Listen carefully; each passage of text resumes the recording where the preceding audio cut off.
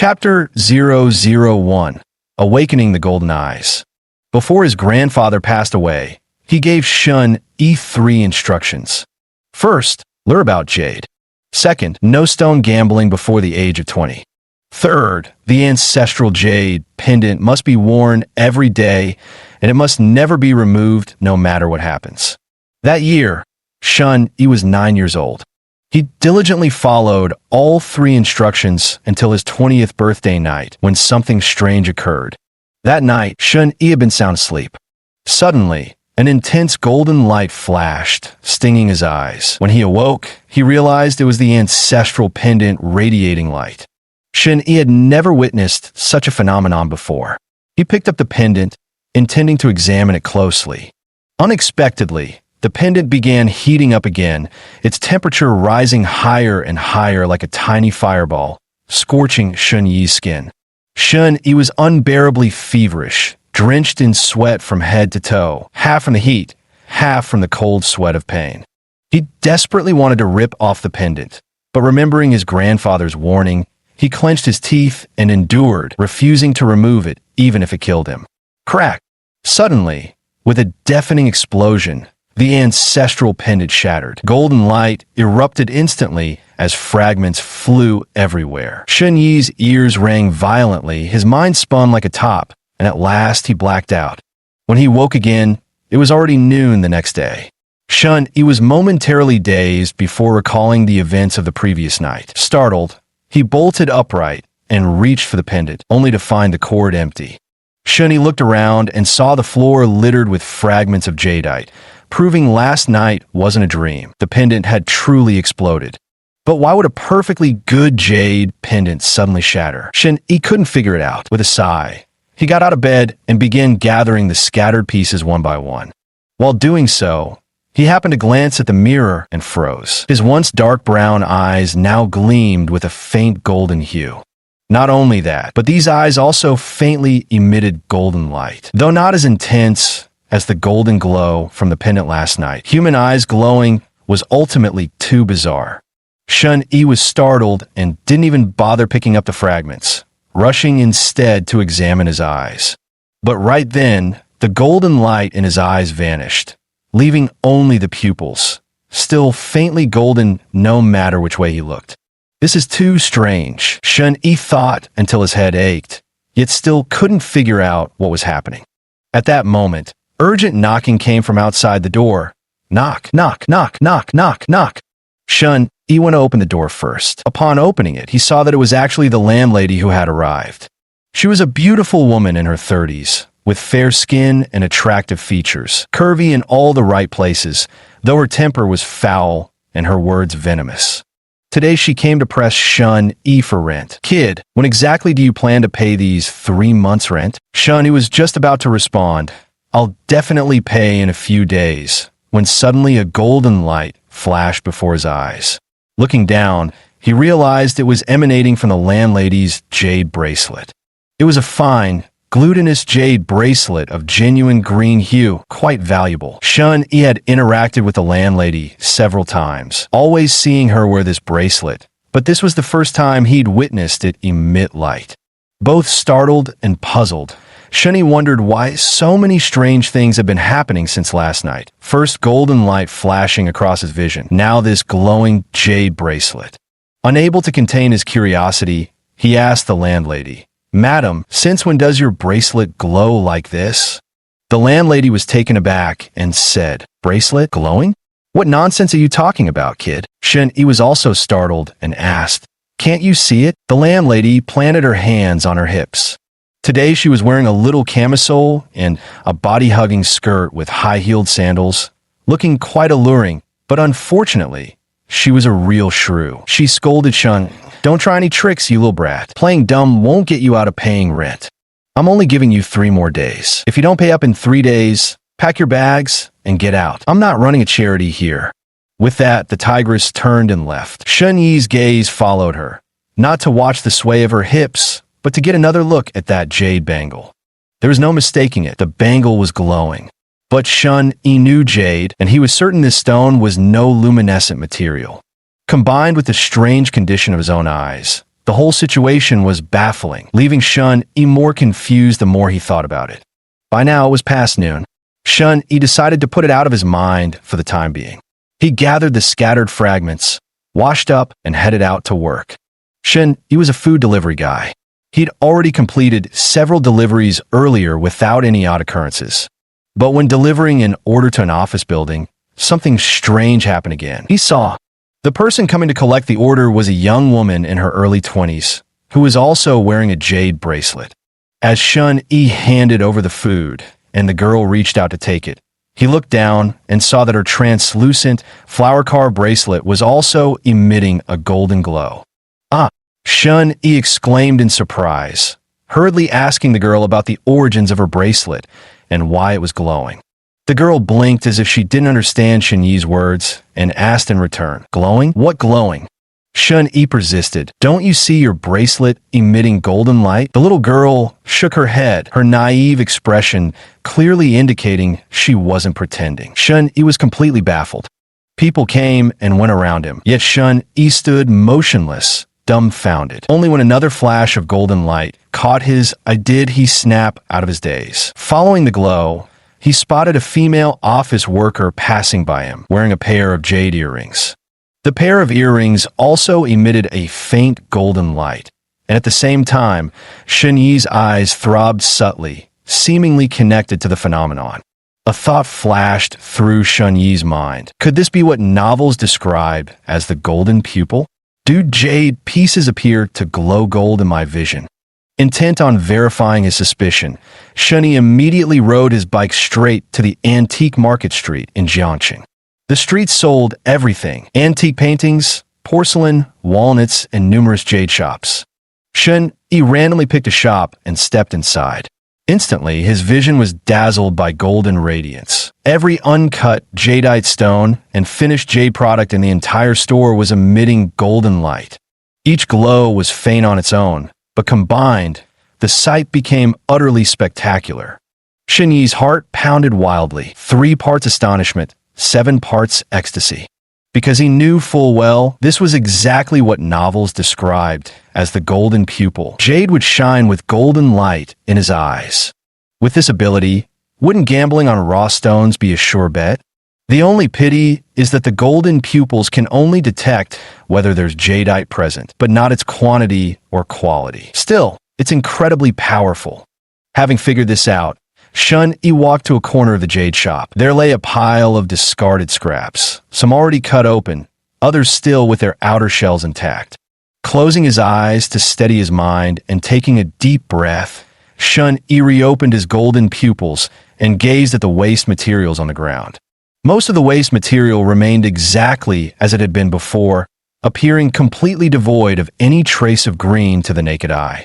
However, there was one stone, a half-cut semi-open rough, that emitted a faint golden glow from within, catching Shun-Yi's eyes.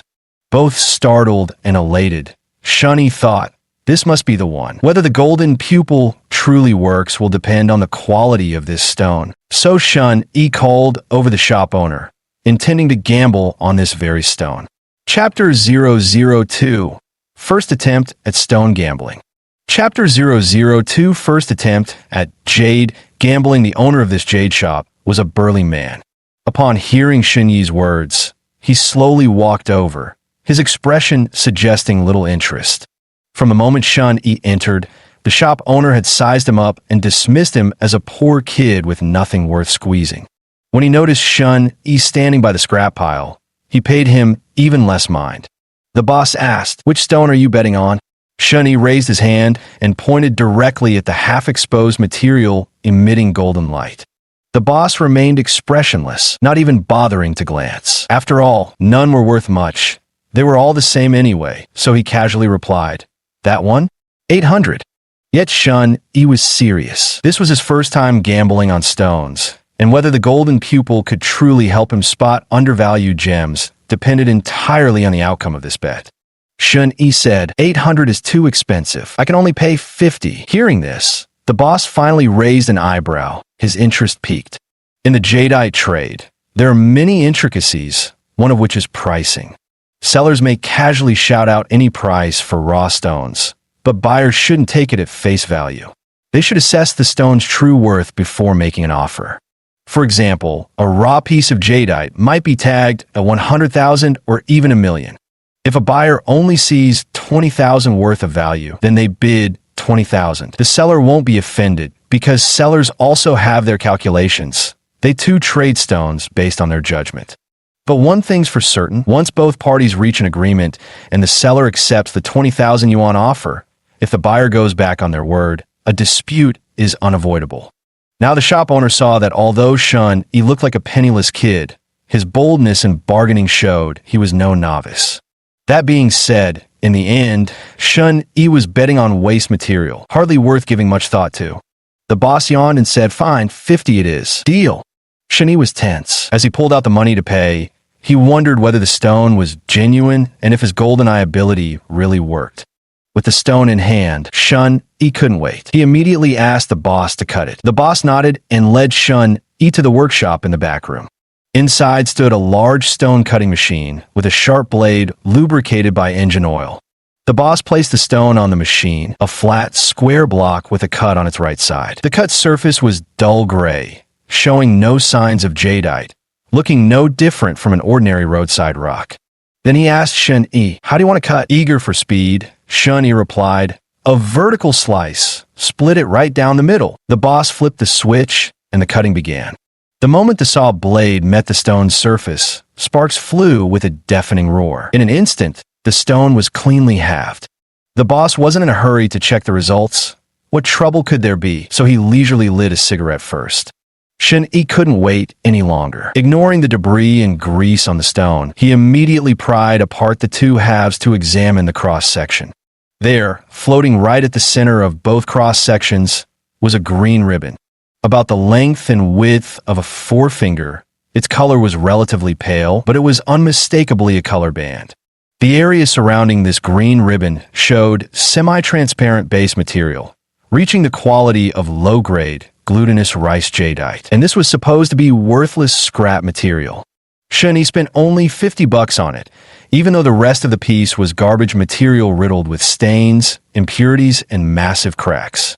Only the position of the drifting flowers has undergone a mutation. Combining both halves, there's certainly not enough material for a complete bangle, but it would be more than sufficient for crafting a small jade pendant or even a tiny ornamental piece.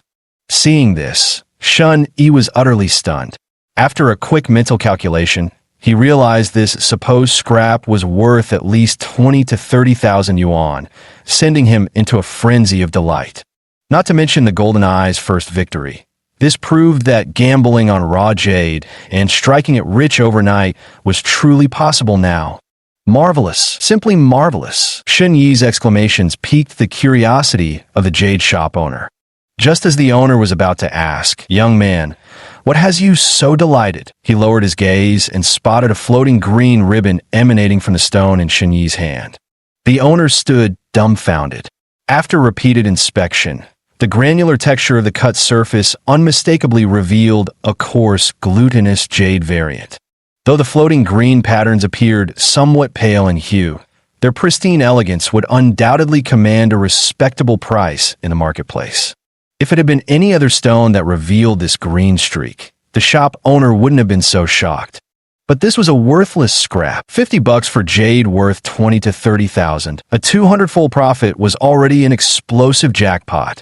The owner's face turned ashen as he turned to Shun Yi, never expecting this kid to have such skills. So many experts on Antique Street had overlooked this stone, yet he managed to strike gold. With a bitter tone, the owner said, "Congratulations, kid. You've hit the mother lode with this one." Shun Yi naturally wouldn't reveal the secret of his golden eyes, so he just smiled and said, "Just luck, really. To be honest, I know nothing about jade gambling. Just picked up some basics online. Never imagined I'd hit the jackpot right away." Hearing this, the shop owner felt much more at ease. After all, this explanation made sense. How could a kid in his early 20s possibly outperform seasoned experts otherwise? The owner took another glance at the stone and muttered to himself, "Right, that must be it." Then he asked Shun Yi if he was willing to sell the stone. Shun Yi naturally agreed and quoted 50,000 on the spot. The owner shook his head and countered with 20,000. 20,000, Shun Yi shook his head. No, at least 30,000. After a brief consideration, the boss said 25,000. It was a fair price where both sides could profit. Of course, Shun Yi made a killing, while the boss, after carving and polishing the stone into a finished product for sale, would pocket a modest profit after deducting labor costs. Thus, the deal was struck. The boss brought out a cash counting machine and handed Shun Yi a stack of bills, neither too thick nor too thin, exactly 250 notes totaling 25,000 yuan. Shun Yi had been poor and lonely since childhood, and this was the first time he had ever held so much cash in his hands. His heartbeat quickened, and even his breathing grew rapid. But he quickly steadied himself, took the money, and walked out of the jade shop. This gamble with raw jade had proven that his golden pupils could indeed spot treasures among the scraps. Unfortunately, this jade shop was too small, and there were only so many scraps to pick through. There was nothing left worth salvaging. But the antique street had more than just this one shop. As soon as Shun Yi stepped outside, he immediately rushed off to the next jade store. The shop was called Jade Garden, larger in scale with not only the owner, but several assistants working there, and naturally, more stones available. However, what remained the same was that Jade Garden also had discarded materials, likewise piled in corners, rarely drawing any interest. This was because everyone knew that waste materials were categorized as such only after being appraised by countless experts. It wasn't just unlikely for something valuable to emerge from scraps. Even a slight increase in worth was an extraordinarily rare occurrence. Gambling on scrap material is like throwing money into a river. Even money tossed into water might still be fished back out, but betting on scrap guarantees 10 losses out of 10 attempts. There's absolutely no chance of recouping your investment. Yet Shun Yi showed no fear. As soon as he stepped into Jade Garden, he headed straight for the scrap pile. True to its reputation, the store was massive, and so was its collection of discarded materials. Among them were large, uncut raw stones, half-cut segments, and sliced slabs, altogether numbering over 100 pieces. Without pausing to count, Shun Yi focused his breath and concentrated his vision.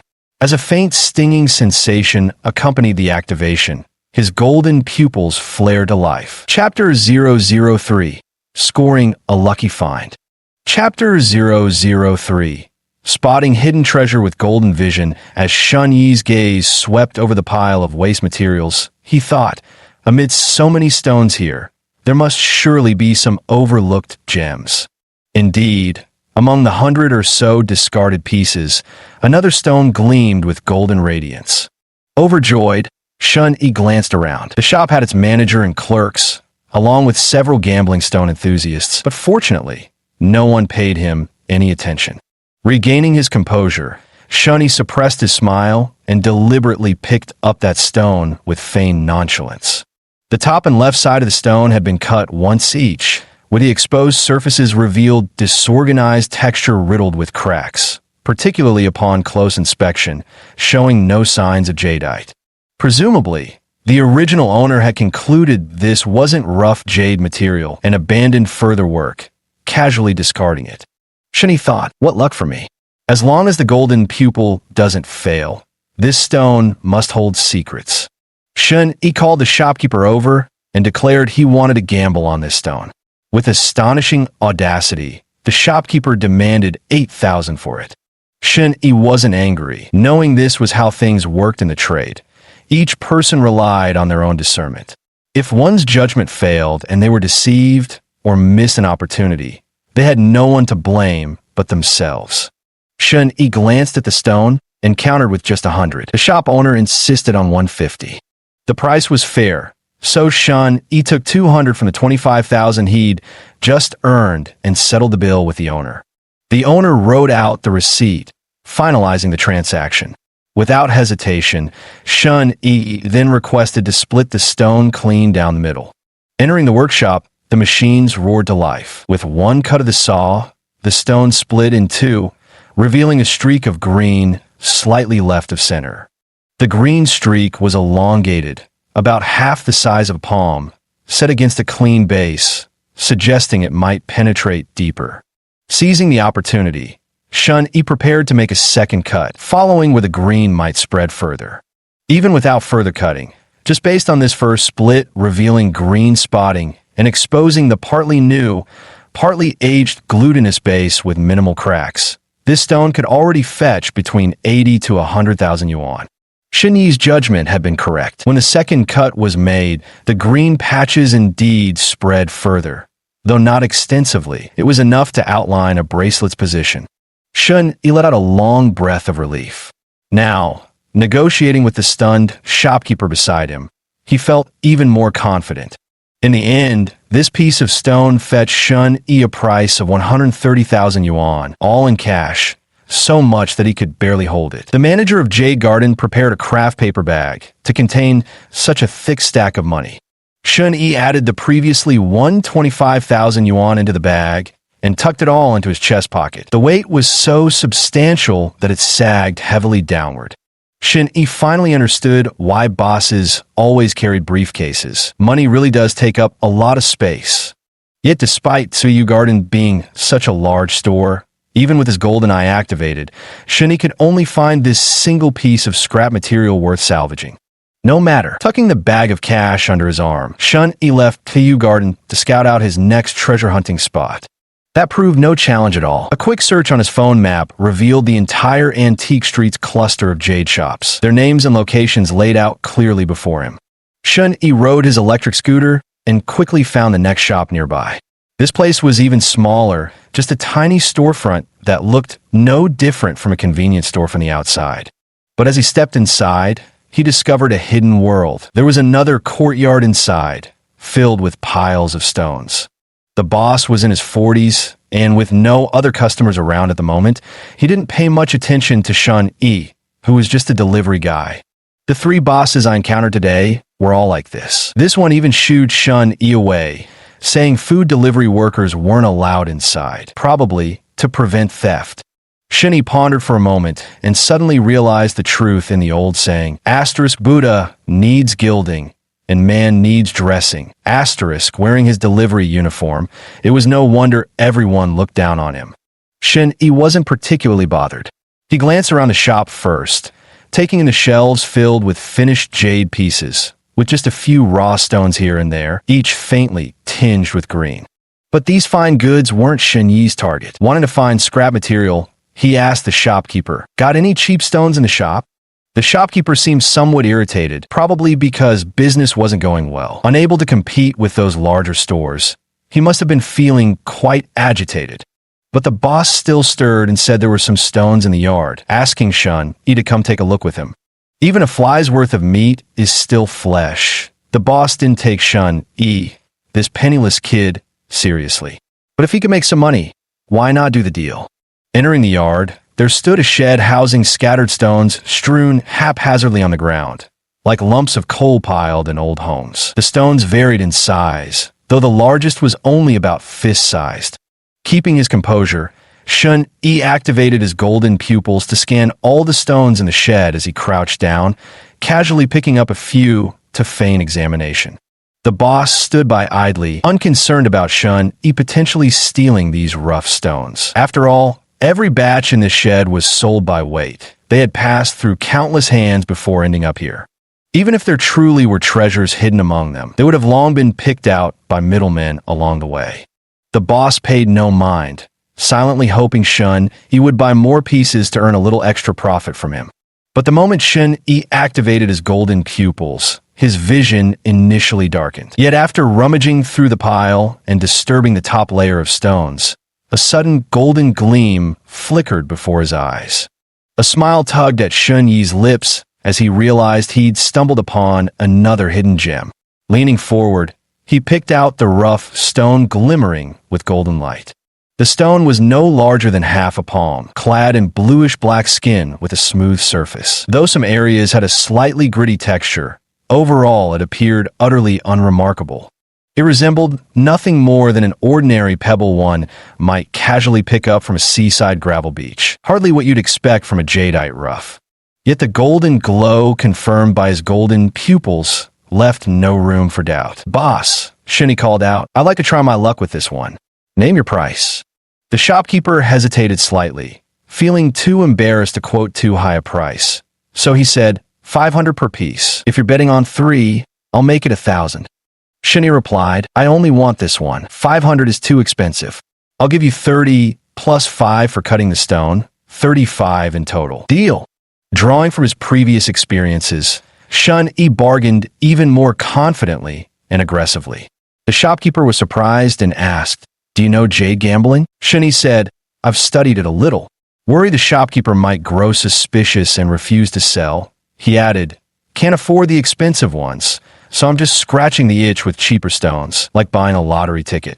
Hearing this, the shopkeeper's suspicions were indeed dispelled. For 35 yuan, Shun Yi acquired the small stone. To be honest, with the stone being so small, could there really be jade flesh inside? Even if there were, shining light on it really wouldn't reveal anything. Shun Yi suddenly began to doubt the so-called golden pupil, simply because to the naked eye, this stone showed no discernible changes. Could the golden pupil really be infallible? Before cutting the stone, Shun Yi borrowed a flashlight from the boss and carefully inspected it under the light again. The boss also found it odd. This fellow doesn't check stones with a light before gambling on them, only after winning the bet. Does he even understand jade at all? The illumination yielded no results. Shun Yi, relying on his jade expertise, couldn't discern any distinctive features whatsoever. No fluorescence, no shadows, absolutely nothing. Frowning slightly, Shun Yi grew suspicious and decided to cut the stone to solve the mystery. Chapter 004, Full of Luster. Boss, let's cut the stone, Shun Yi said in Chapter 004, Full of Luster. The boss nodded, then brought out a small cutting machine. Sitting before the device, he took the stone from Shun Yi's hand. The stone was no larger than half a palm, with an intact outer layer that didn't transmit light. The boss examined the front, then flipped it over to check the back, thinking to himself that with such wild, rough stones, there was no need for precise cutting. Just splitting it straight down the middle to check the quality would suffice. Without consulting Shun Yi, the boss positioned the stone properly and started the machine to prepare for the cut. Shun Yi quickly stopped him. Wait, you can't cut it like that. The boss looked puzzled and asked, not like this? Then how? After a brief moment of thought, Shun Yi pointed at both ends of the stone and said, trim the head and tail first. Make a small incision to check. The shop owner found himself torn between annoyance and amusement at the young man's suspicion. Why overthink things, kid? He said.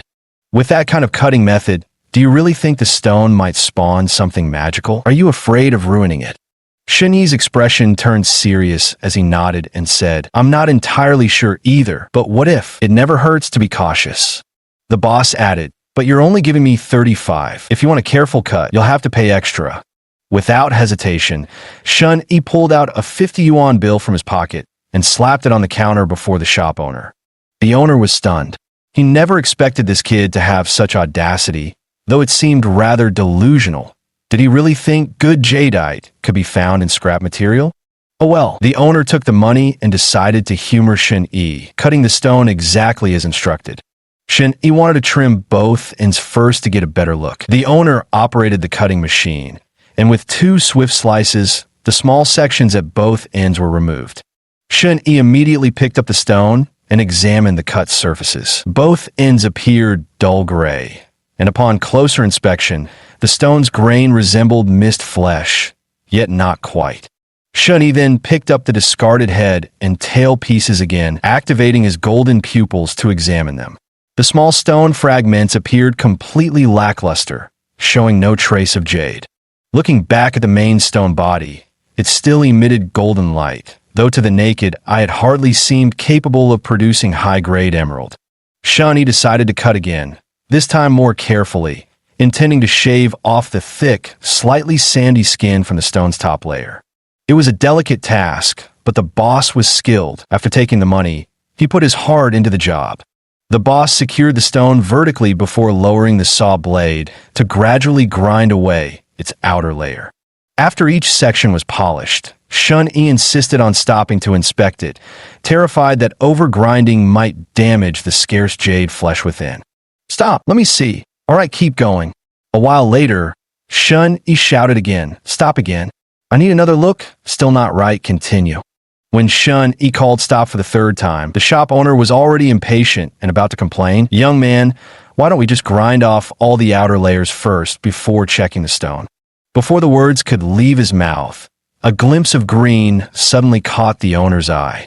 Startled, he bent down for a closer look.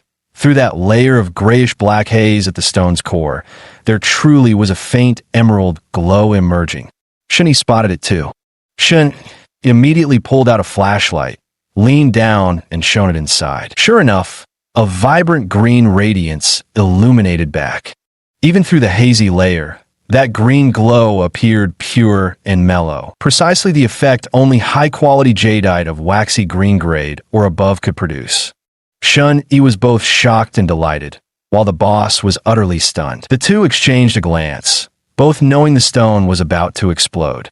Shun Yi's heart pounded wildly as he urged the boss to keep polishing, but to be extremely careful. The boss, too, was trembling with excitement. He swallowed hard and reassured Shun Yi he was a professional, after all, and that was no lie. With every ounce of his skill, the boss wielded the cutting machine as if it were an extension of his own hands. Left grind, right slice. After what felt like an eternity, he finally polished and stripped away every last bit of jade meat from the stone's surface. Looking closer now, the jade flesh appeared clean and translucent, free of cracks with minimal cotton-like inclusions. Only under a magnifying glass could one discern fine, orderly particles arranged exquisitely to create exceptional visual appeal. Shun Yi and the shop owner exchanged another glance, both faces turning deathly pale. The owner genuinely hadn't expected this discarded material to yield ice-grade jadeite. Neither had Shun Yi. He'd even doubted the efficacy of his GoldenEye ability, but now it was clear the GoldenEye worked with absolute certainty, even if it couldn't pinpoint exact monetary value. This revelation sufficed. Regaining his composure, Shun Yi examined the raw stone more carefully. While there clearly wasn't enough material for bracelets, at best it could yield cabochons, at worst smaller ring face pieces. The stone has a clean base, excellent translucency, and its color is richly uniform, perfect for either of these two approaches. Shun Yi immediately said, "No need to cut further. Leave it as is. One more cut risked breaking the emerald green or altering its variety, which would cause the stone's value to plummet." Not wanting to take the risk, Shun Yi mentally estimated if this piece of ice-type jade yielded a cabochon, it would fetch at least 2 million on the market. This wasn't Shun Yi boasting. In the jade trade, one must dare to make judgments. The requirements for cabochon-cut jade are extremely demanding. Texture, translucency, color, and shape each present significant challenges. This raw material is perfect for cabochon cutting, though uncertainties remain until fully cut. What if the slicing goes wrong? By this estimate, the stone's market value should hover around 800,000 yuan. Any bold and discerning gambler who cuts out intact jade stands to profit over $1 million. But should cracks appear, even a single hairline fissure, that 800,000 could plummet to 80,000, and even that would count as fortunate. This is jade gambling. One cut could make you poor, another could make you rich, yet another might leave you in mourning clothes. But Shun Yi needed no such risks. He sold this stone to the boss for 880,000 yuan. The boss didn't have that much cash on hand, and apparently had to borrow from friends to scrape together the sum before securing the stone. If the stone turned out worthless, the boss would lose everything. How would he repay the debt? That wasn't Shun Yi's concern, though, as life and death are fated, riches and honor decreed by heaven. The 880,000 yuan was deposited into Shun Yi's bank account. A text message alert popped up on his phone. Your account has received 880,000 renminbi. Current balance, 880,625 renminbi. Shun Yi felt dizzy and dazed. Reading the text message over and over, it truly felt like a dream. 88,000, adding to his previous earnings from gambling on stones. 25,000 the first time and 130,000 the second time. Shun Yi had already made over $1 million in profit. How long would an ordinary person have to work their entire life to earn this much? How many years of toil would it take to save $1 million, even if they scrimped on food and drink? The more Shun Yi thought about it, the more excited he became, his heart pounding so fiercely he wished he could sprout wings and fly straight to the next jade shop to strike gold again. He didn't have time to visit the next shop, so he activated his golden pupils to examine the remaining stones in this store once more. But at that moment, he suddenly felt physically drained, his head dizzy as if he hadn't slept for days, nearly fainting. Simultaneously, his eyes burned as if on fire, the pain searing. Shun Yi was shocked and quickly deactivated his golden pupils. The burning in his eyes subsided, but his body remained utterly exhausted. He wondered to himself, what's going on? Could it be that using the golden pupils consumes so much energy? The worst-case scenario would be if the golden eyes had vanished for good. Shun Yi had no choice but to temporarily halt his treasure-hunting plans and return home to rest. Chapter 005. The landlady Shun Yi was utterly exhausted, swaying unsteadily while walking, let alone cycling. He exited the jade shop and hailed a taxi home. In the car, he nearly dozed off but managed to hold on until they arrived. Dragging his heavy steps upstairs, he opened the door, entered the house, and without even the energy to take off his clothes, collapsed onto the bed and fell dead asleep. I don't know how much time had passed when suddenly I heard someone speaking. Don't mind him. He's the previous tenant who's about to move out. This house faces south. It might be a bit old, but the location is very convenient. Let me show you the balcony. Shun Yi had barely fallen asleep when the noise startled him awake, making him frown. It was a woman's voice, sharp and piercing, yet oddly familiar. Opening his eyes, Shun Yi was shocked to find two strangers in his room, a man he didn't recognize and, of all people, his landlady. Stunned, he demanded an explanation from her. Crossing her arms, the landlady rolled her eyes and snapped. What's the problem? You can barely pay rent anyway. Might as well show the place to new tenants. As for you, since you were inside, why didn't you answer when I knocked for so long? Playing dead to scare me, huh? Only then did Shun Yi understand what was happening. Though the rent still had 3 days before being due, and this woman could come back with others after those 3 days, at which point Shun Yi would have nothing to say. Right now, he was utterly exhausted. Unable to sleep when he desperately needed to, he was thoroughly irritated. Shun Yi retorted, "The rent isn't overdue yet, so this is still my place. You violated my right to privacy. I could sue you for trespassing." The landlady let out a mocking laugh and sneered. "You owe me rent, yet you dare lecture me about trespassing? Such a big shot. Why don't you pay the rent then?" Shun Yi frowned, realizing with dismay that he truly didn't have the money for rent. This part was his fault. But suddenly it struck him, wait, didn't I just earn over $1 million today? How could I be broke?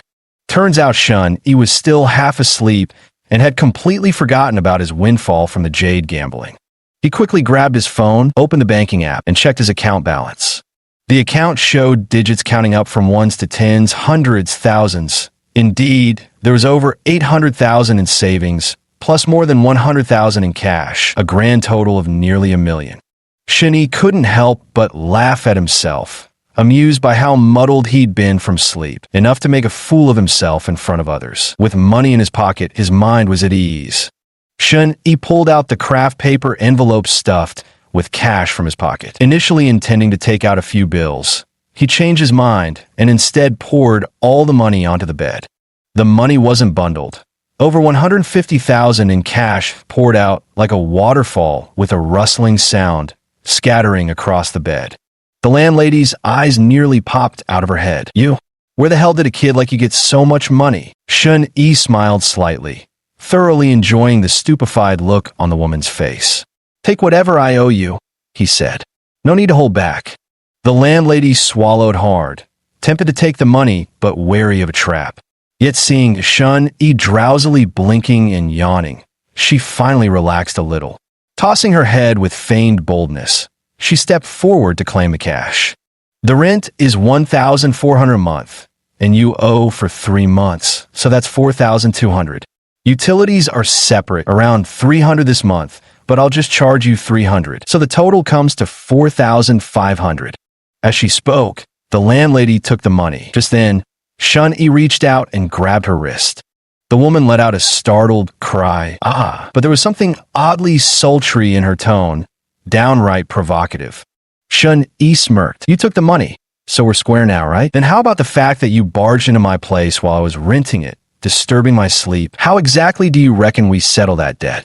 The landlady looked troubled, clearly unprepared for this turn of events.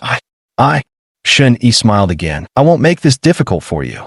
Just apologize to me, and we'll consider the matter settled. Pursing her lips, the landlady truly hadn't expected that the formerly unremarkable poor boy would be so overbearing today. Helpless as she was clearly in the wrong, with Shun Yi gripping her wrist firmly, how could her pride tolerate bowing her head to him?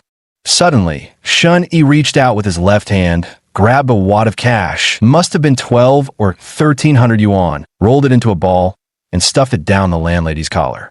The landlady startled. Then she heard Shun Yi say, apologize, and the money's yours. The landlady looked down at the cash, then up at Shun Yi's domineering, scorching gaze. The boy's pupils were golden, she realized, young but brimming with raw masculine energy. The landlady's powdered white face abruptly flushed crimson. In the end, she yielded and apologized. I'm sorry. Shun Yi smiled faintly before finally letting go. Then he shooed both the landlady and the potential tenant out and went back to sleep. This time he slept long, slept soundly, slept deeply. When he opened his eyes again, it was already dark outside. Shun Yi felt refreshed and energized, with only an unbearable hunger gnawing at his stomach. So Shun Yi tucked some money into his pocket and headed out to find a nearby barbecue stall. He ordered 20 skewers of beef, 20 skewers of lamb, 5 ribs, 5 kidney skewers, plus half a dozen beers, a plate of peanuts, and a side dish. This was his usual meal. Little did he expect that, after downing the food and drinks, it still wasn't enough. He figured the golden pupils consumed too much energy, so he needed to eat more to replenish himself. So Shun Yi called over the boss. Boss, another half dozen beers, 20 skewers each of beef and lamb. No, make it 30 each, and 10 extra large kidney skewers. Got any lamb chops? We do. Then 2 servings of lamb chops. Shun Yi went all out, ordering a whole table full of food and drinks. The vendor was an old man running his own stall. Seeing Shun Yi's young age and food delivery uniform, he feared the boy might skip the bill. Tentatively, he asked, Kid, these aren't cheap, you know? Shun Yi immediately understood. With a cold laugh, he reached into his pocket and slapped about 1,000 yuan on the counter, asking, Is this enough? The vendor hastily put on an apologetic smile. More than enough. More than enough. He returned to grilling the meat without another word. When the food and drinks arrived, Shun Yi ate and drank heartily. By the time he was satiated, the night had grown late. Shun Yi was in excellent physical condition. He tried activating his golden pupils, and indeed, after replenishing his energy, the golden pupils returned to normal. Eagerly, Shun Yi couldn't wait to resume stone gambling. Though at this hour, he wasn't sure if the jade shops were still open. Deciding to head out first, he made his way to Antique Street to check. Upon arriving at Antique Street, as expected, most shops were closed. However, a few lights were still on, coincidentally, at shops he hadn't visited during the day. Thrilled, Shun Yi quickened his pace and entered the first store. The shop wasn't large, but it was bustling with people crowded around a batch of raw jade stones, busily examining them. Likely a new shipment had arrived, and everyone was working overtime to inspect it. Shun Yi asked, Are you still open for business? The shopkeeper didn't approach, merely glancing up at Shun Yi from afar. Seeing he didn't look like a wealthy customer, he just called out, Open for business. Feel free to browse, young man. Let me know if anything catches your eye. This suited Shun Yi perfectly. He disliked having people watch him like a hawk during jade gambling, as if he were some thief. After asking where the shop's waste materials were kept, Shun Yi made his way to the scrap heap and activated his golden eye. Chapter 006. Jade with floating flowers. This shop has many discarded materials, but very few intact raw stones. Mostly they are cut blocks and slices, with the inner jade flesh completely exposed. Shun Yi's golden pupils swept across, and wherever his gaze fell, a golden light shimmered. Many discarded pieces actually contained jade inside. Both shocked and delighted, Shun Yi quickly picked up each piece to examine. But then he saw, these cut waste materials originally didn't require the golden pupil ability. One could see the jade with the naked eye. However, every piece contained extensive cracks of varying depths that spread throughout the stone itself. Though the stones contained jade, they couldn't produce finished jade products. Shun picked up several glowing golden waste pieces and found they were all like this, thinking to himself, even the golden pupil didn't misjudge. These were indeed jade, just worthless. For every stone slab that had been cut relatively thin, if the cracks ran completely through, Shun would immediately discard them. But if they're cut scraps, there's still a chance to win big. Shun picked 3 pieces and carefully examined them under the flashlight. His actions were essentially no different from the shopkeeper and clerks nearby who were studying raw jadeite stones. It's just that Shun was young and looked like a poor kid, which drew everyone's mockery. One person remarked, "Look at this poor boy taking it so seriously.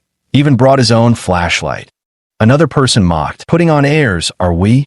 Staring at scrap material like you could find gold in a junk pile." The workers, already grumpy from working late, saw Shun biting off more than he could chew, apparently trying to pick through the scrap pile for overlooked treasures, and took the chance to poke fun at him for some laughs.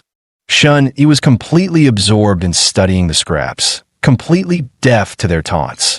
Out of the 3 pieces of scrap material, 2 showed full fractures under light inspection. Only one had decent quality, with subtle shadowy traces in the stone that might indicate the cracks hadn't fully penetrated. Shun studied it for a long time, feeling he wouldn't gain any more insights even with further examination. Anyway, waste materials were cheap. Even if he gambled on one piece and lost, it wouldn't matter much. Shun called someone over to ask about the price. The person who came was one of the workers, the very same one who had mocked Shun earlier, and even led the jeers. He approached with a mocking grin, asking Shun which piece he had picked. Shun handed over the stone.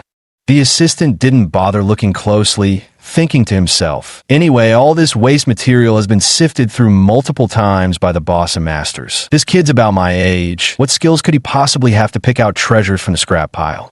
The assistant then said, "This one? It's 10,000. Shun remained perfectly calm and offered only 50. 50. The assistant was startled, thinking this kid drove a hard bargain. Truthfully, he could sell for 50, but the assistant deliberately wanted to mess with Shun, so he insisted the minimum was 500. Little did he expect Shun wouldn't play along. Shun grabbed the stone and went straight to negotiate with the shopkeeper. This time, Shun offered 100. The shopkeeper proved worthy of his title. With just a glance, he declared this stone still held gambling potential, worth at least 1,000 yuan.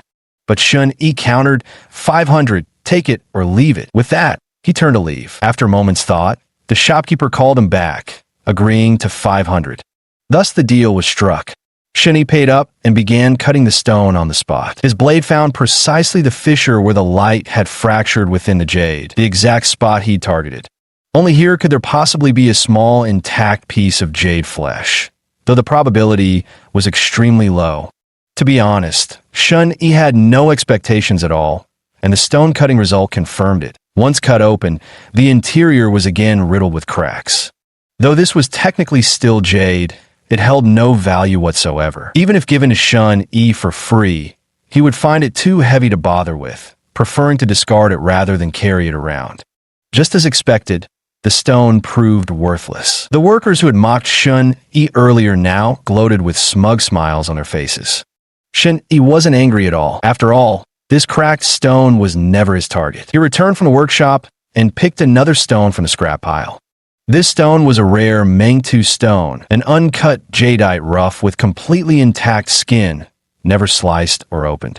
According to his golden eye vision, this stone radiated dazzling golden light, hinting at mysteries within.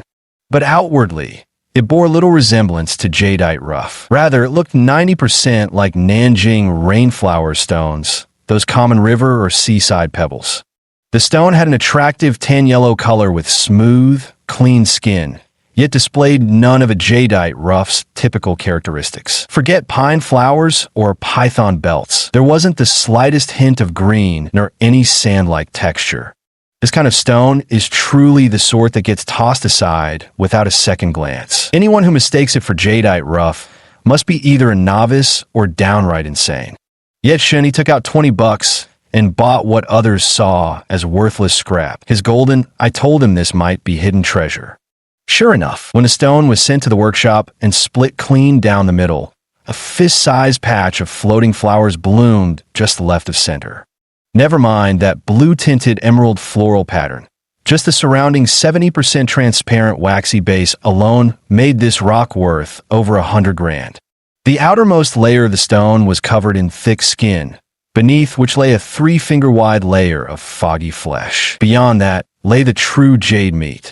This outcome delivered a stinging slap to everyone's expectations. Not only the workers, but even the experienced shop owner, upon hearing the news, rushed to the workshop at once.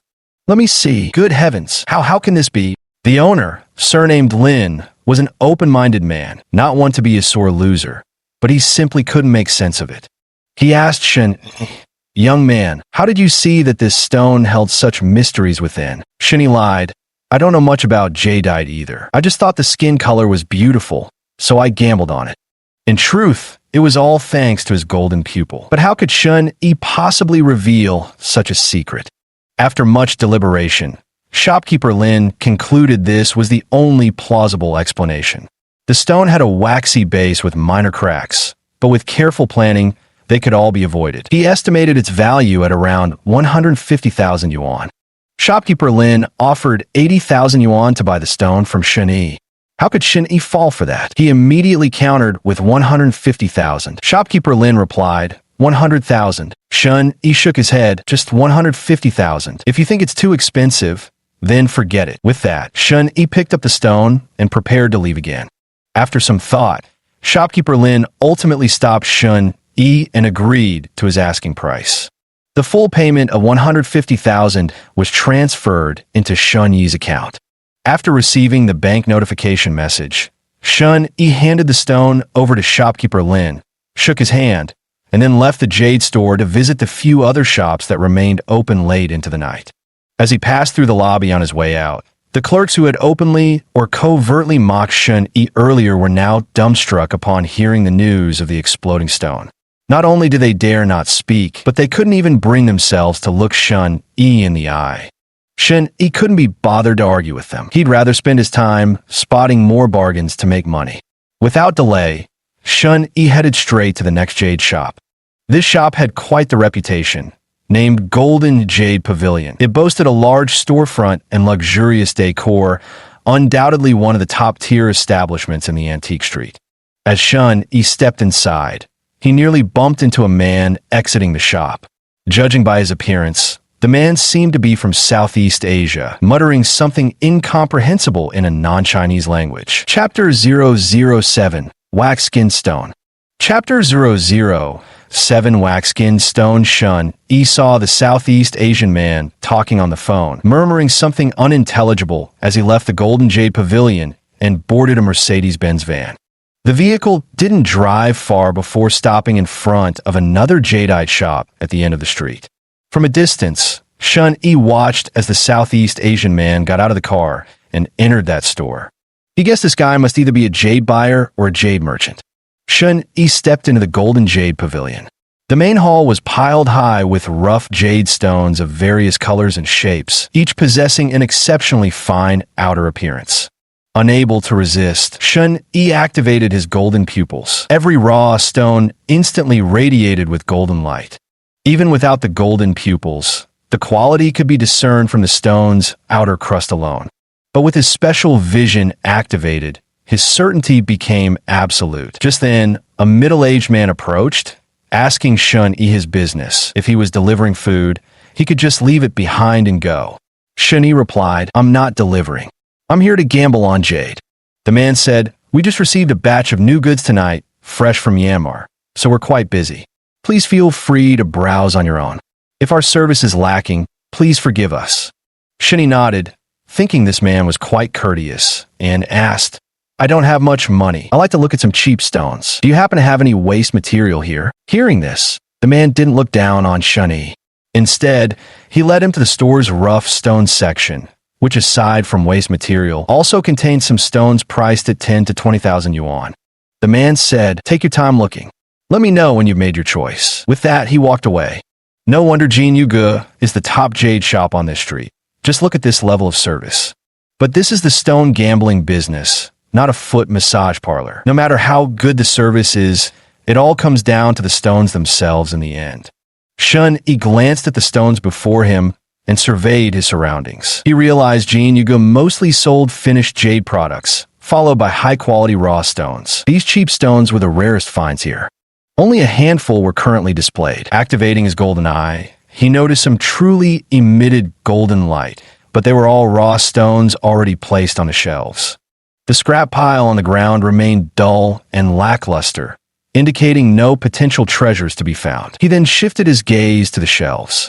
Every piece of jadeite rough on the shelves emitted a golden glow, looking at first glance identical to the high-end ice jade and glass jade bracelets displayed in the tempered glass cabinets. In the eyes of the golden vision, all jade pieces radiated the same intensity of golden light, making it impossible to distinguish the quality of the rough stones through this ability alone. Shun Yi had already confirmed this limitation during the daytime. But Shun Yi possessed more than just the golden pupils. With his naked eye alone, he could see these raw stones either had loosely scattered textures or obvious cracks, all inferior materials, so-called brick-grade stones. After careful selection, only one wax-skin stone seemed mildly interesting. The stone appeared grayish-black overall, lacking purity, with a slight sheen on its wax surface, yet insufficiently oily luster. Upon closer inspection, one could see the skin was only this single layer, no secondary sand grain layer beneath, indicating the stone had just one coat of waxy shell. Through self-study of jade knowledge, Shun Yi knew wax-skin stones came in two varieties. One was the single-layered wax-coated shell, like this piece before him. The other type had a sand grain layer covered by an additional wax coat. The former is a shell with stronger encapsulation, but due to the sealing properties of the wax skin, external elements often cannot penetrate, preventing the improvement of the jade's flesh, like a severed tree root. Most single-layer wax skin stones are of inferior quality, but double-layered ones are different. Double-layered wax skin stones have an inner sand layer and an outer layer of pitch-black wax skin. With such stones, the sturdier the wax skin, the softer the underlying sand layer tends to be, often indicating poorer quality jade. On the contrary, if the wax skin is very loose and can even be peeled off by hand, then the sand layer beneath it must be quite hard. Beneath hard sand lies good jade, meaning this stone has great breakout potential. Shun Yi examined the raw stone carefully. Since it had only a single layer of wax shell skin, there wasn't much to overthink about. The stone surface lacked sufficient oiliness and sheen, appearing mottled with a mix of blue, gray, greenish-black, and white hues. Since quality varies greatly, this was definitely not top-tier material like premium dark wax-skin stones from the Hoka mine. Shun Yi estimated its value couldn't be high. Shun Yi then took out his flashlight, selecting the thinnest wax shell spot to shine light through the interior. This type of stone has no granular texture or cloudy layers. The outer skin is directly connected to the jade flesh inside. When illuminated, one can usually determine with about 70 to 80% certainty just by observing the fluorescence. Yet at this moment, Shun Yi shone light onto it, but saw no coloration. He tried another spot, and the effect remained the same. However, Shun Yi grew excited. To an ordinary person, this lighting effect would suggest there's hardly any jade flesh inside the stone. That's precisely why the owner of Golden Jade Pavilion priced this wax-skin stone so low, almost relegating it to the scrap pile. But Shun Yi's golden eyes saw it clearly. The stone glittered with golden light, undoubtedly containing jade within. This was the perfect opportunity for a steal. Without hesitation, Shun Yi called over the man from earlier to make an offer. He gambled that the other party couldn't discern the stone's true value. Priced at 60,000, Shun Yi boldly offered 5,000. After some haggling, they settled on 10,000 yuan. This marked Shun Yi's first time gambling on raw jade stone rather than scavenging scrap material. Whether the stone was truly worth 10,000, even he couldn't say for certain. Shun Yi brought the stone back and inspected it carefully, but couldn't discern anything more from it. He decided to stop looking. Whether it was a mule or a horse, he'd know once he cut it open. Shun Yi suggested cutting the stone. The first cut was made near the edge, just to test the waters. Unexpectedly, as soon as the blade went in, green emerged, covering the entire surface. Beneath the waxy crust, the stone was entirely filled with green jade flesh. The green was dark and slightly bluish, with poor translucency and coarse grains. Clearly just a low-quality dogshit base bean grade jade. Even so, it far exceeded Shun Yi's expectations. He made the second cut horizontally across the top, essentially splitting the melon, and saw that the cross-section revealed the same coarse-grained, full green jadeite. The green was uniformly distributed, with just a small streak of floating color. If carved into a landscape ornament, it would be perfectly suited for the lower price market. With these two cuts, the stone was already commercially viable. Had he stopped now, selling it for 50,000 would have been no issue. But Shun Yi felt he should push further, so he made several more cuts, entirely removing the waxy outer crust to fully reveal the jadeite flesh. Shun Yi's gamble paid off. The material was consistent on all 6 sides, not premium quality, but remarkably free of flaws. Combined with its substantial weight, the value instantly doubled from before. Shun Yi let out a long sigh of relief, grateful that his gamble had paid off. As for the stone-cutting master from Golden Jade Pavilion, those few slices had left him utterly bewildered. The master craftsman had cut countless stones over the years, including dozens of wax-skinned stones, but he never expected Shun Yi's piece to explode with such rich, vibrant emerald hues.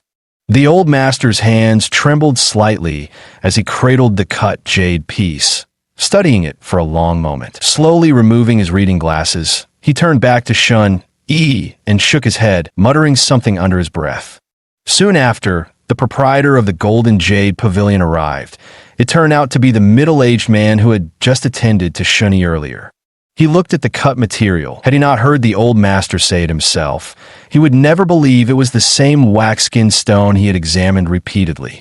Really just one piece? MHM, that's strange. We got outplayed. Nothing we can do about it now. Our judgment fell short, so we have to accept it.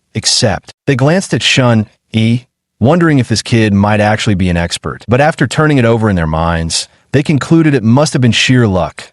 Otherwise, what 20-something could possibly have such skill? Chapter 008, taking the initiative in the end, Shun Yi sold that wax-skinned stone for 100,000, pocketing a clean 90,000 in profit. With the money in hand, Shun Yi headed to the next shop. At this point, he began to feel a slight strain in his eyes, and when activating the golden pupils, there was even a faint stabbing pain. He surmised that the effects were wearing off. Shun Yi didn't want to push his limits, so after using his golden eye ability one more time to hunt for treasures, he decided to head home to rest. He rode his bicycle to a jade store at the end of the street. This was also the last shop still open on the entire street. Shun Yi walked in and once again encountered the Southeast Asian man from earlier. The man directed several workers to unload several stones from the van, the largest of which looked to weigh around 20 to 25 kilograms. Probably quite expensive. Shun Yi stepped aside, but the shop owner still came over to shoo him away. Go on, get out. This isn't the place for you to linger. Turns out the owner mistook Shun Yi for a food delivery guy trying to take a break inside. Indeed, jade shops usually have tables and chairs, and while wealthy customers examine stones, they're often served tea, the level of service depending on the customer's status. The owner thought Shun Yi was just a delivery rider and wanted to quickly send him packing. Stock had just arrived, and an outsider would only cause unnecessary trouble. Shun Yi thought to himself, it's just that I left in a hurry and didn't change my clothes. Tomorrow, I absolutely have to ditch this food delivery uniform. But then it occurred to him that this delivery uniform could also serve as a disguise. Wearing it, no one would suspect him no matter where he went. How perfect. I'm here to bet on stones, Shun Yi declared. The shopkeeper raised an eyebrow, giving Shun Yi a once-over, as if to say, you? A stinking delivery guy betting on stones? What a joke. Still, the shopkeeper let Shun Yi in. Without wasting words, Shun Yi took advantage of his still-active golden eye ability and activated it, scanning the shop's stones in one sweep. Displayed on the shelves lining both sides were respectable stones of good repute. Whether their outer shells were intact or not, each radiated a golden light. These stones showcased the jade shop's power, yet Shen Yi's target lay elsewhere. Shen Yi bent down to peer into the corner, where he spotted the discarded materials he hoped to pick up for a bargain. There weren't many in total, just over a dozen pieces, and the vast majority were already cut open, revealing their interiors, with only one remaining intact stone. Those cut stones were divided so finely that even without golden eye inspection, one could tell they were worthless at a glance. Shen Yi carefully examined the intact stone, activating his golden vision, yet no golden glow appeared. Not getting discouraged, Shen Yi thought to himself, after all, bargain hunting is called picking up leaks for a reason. If leaks were everywhere, anyone could find them. Straightening up, Shen Yi turned his attention back to the cheaper raw stones on the display shelves, particularly those with their outer skins still intact. Although these materials weren't scraps, there was still room for bargain hunting. Earlier in the previous shop, Shen Yi had managed to acquire a coarse bean-grade jade worth 100,000 yuan for the base price of just 10,000. Scanning the area with his golden pupils, Shen Yi noticed that most raw stones priced under 100,000 yuan had decent outer appearances and were emitting golden light. However, these stones visibly showed green hues through their skin. Some even had polished windows revealing jadeite flesh inside. Seeing no opportunity for a bargain, Shen Yi prepared to leave. But tonight was his lucky night. Just as Shen Yi turned to go, the Southeast Asian man re-entered with two workers, carrying another batch of stones. Shen Yi heard them say, "Boss son, we still have some leftover scraps here. Package deal for 100,000, want it or not." The intonation was strange, unmistakably a foreign accent. The owner of the jade shop, surnamed Sun, stepped forward to examine the batch of stones, picked up a few pieces for a closer look, then shook his head and declined. The Southeast Asian man pressed, "100,000's too expensive. Have it, 50,000 and they're yours." Boss Sun replied, "Mr. Gecka, these stones of yours aren't worth a dime. Forget having the price. Even at a tenth, I could source 10 times the quantity for the same quality." The Southeast Asian man's name turned out to be Ko Cha, which sounded like a Burmese name. In that case, he said, "I'll give you a 90% discount, 10,000 yuan, and all these miscellaneous scraps of varying sizes are yours." Boss Sun chuckled, but still refused. Watching from a distance, Shen Yi suddenly realized this might be an opportunity. Activating his golden pupils, he glanced at the basket of stones being carried by the two workers and truly saw golden light emanating from them. Shen Yi quickly moved closer. The basket contained stones of assorted shapes, sizes, and colors, but the one emitting golden light was the largest, weighing roughly 17 or 18 jin. The stone had a light yellowish-brown crust, its surface smooth yet slightly pitted. Where the pits formed, the crust cracked open, and through these natural fissures one could see there was no fog inside, just raw stone flesh directly beneath the skin. Since this Myanmar dealer is selling it directly as scrap material, it means there's no jadeite quality in the stone. At this moment, Shen Yi looked with his naked eyes, and indeed it was so. But the more it appeared this way, the more opportunities Shen Yi had to pick up hidden treasures. His heart was pounding wildly, afraid that Boss Sun might change his mind and buy the stones first. He quickly said, "Sir, since Boss Sun doesn't want these stones, you might as well sell them to me." As soon as these words were spoken, everyone turned their eyes to Shen Yi. Their gazes were a mix of shock, suspicion, and a trace of mockery and disdain, all thinking, "Where did this kid come from?"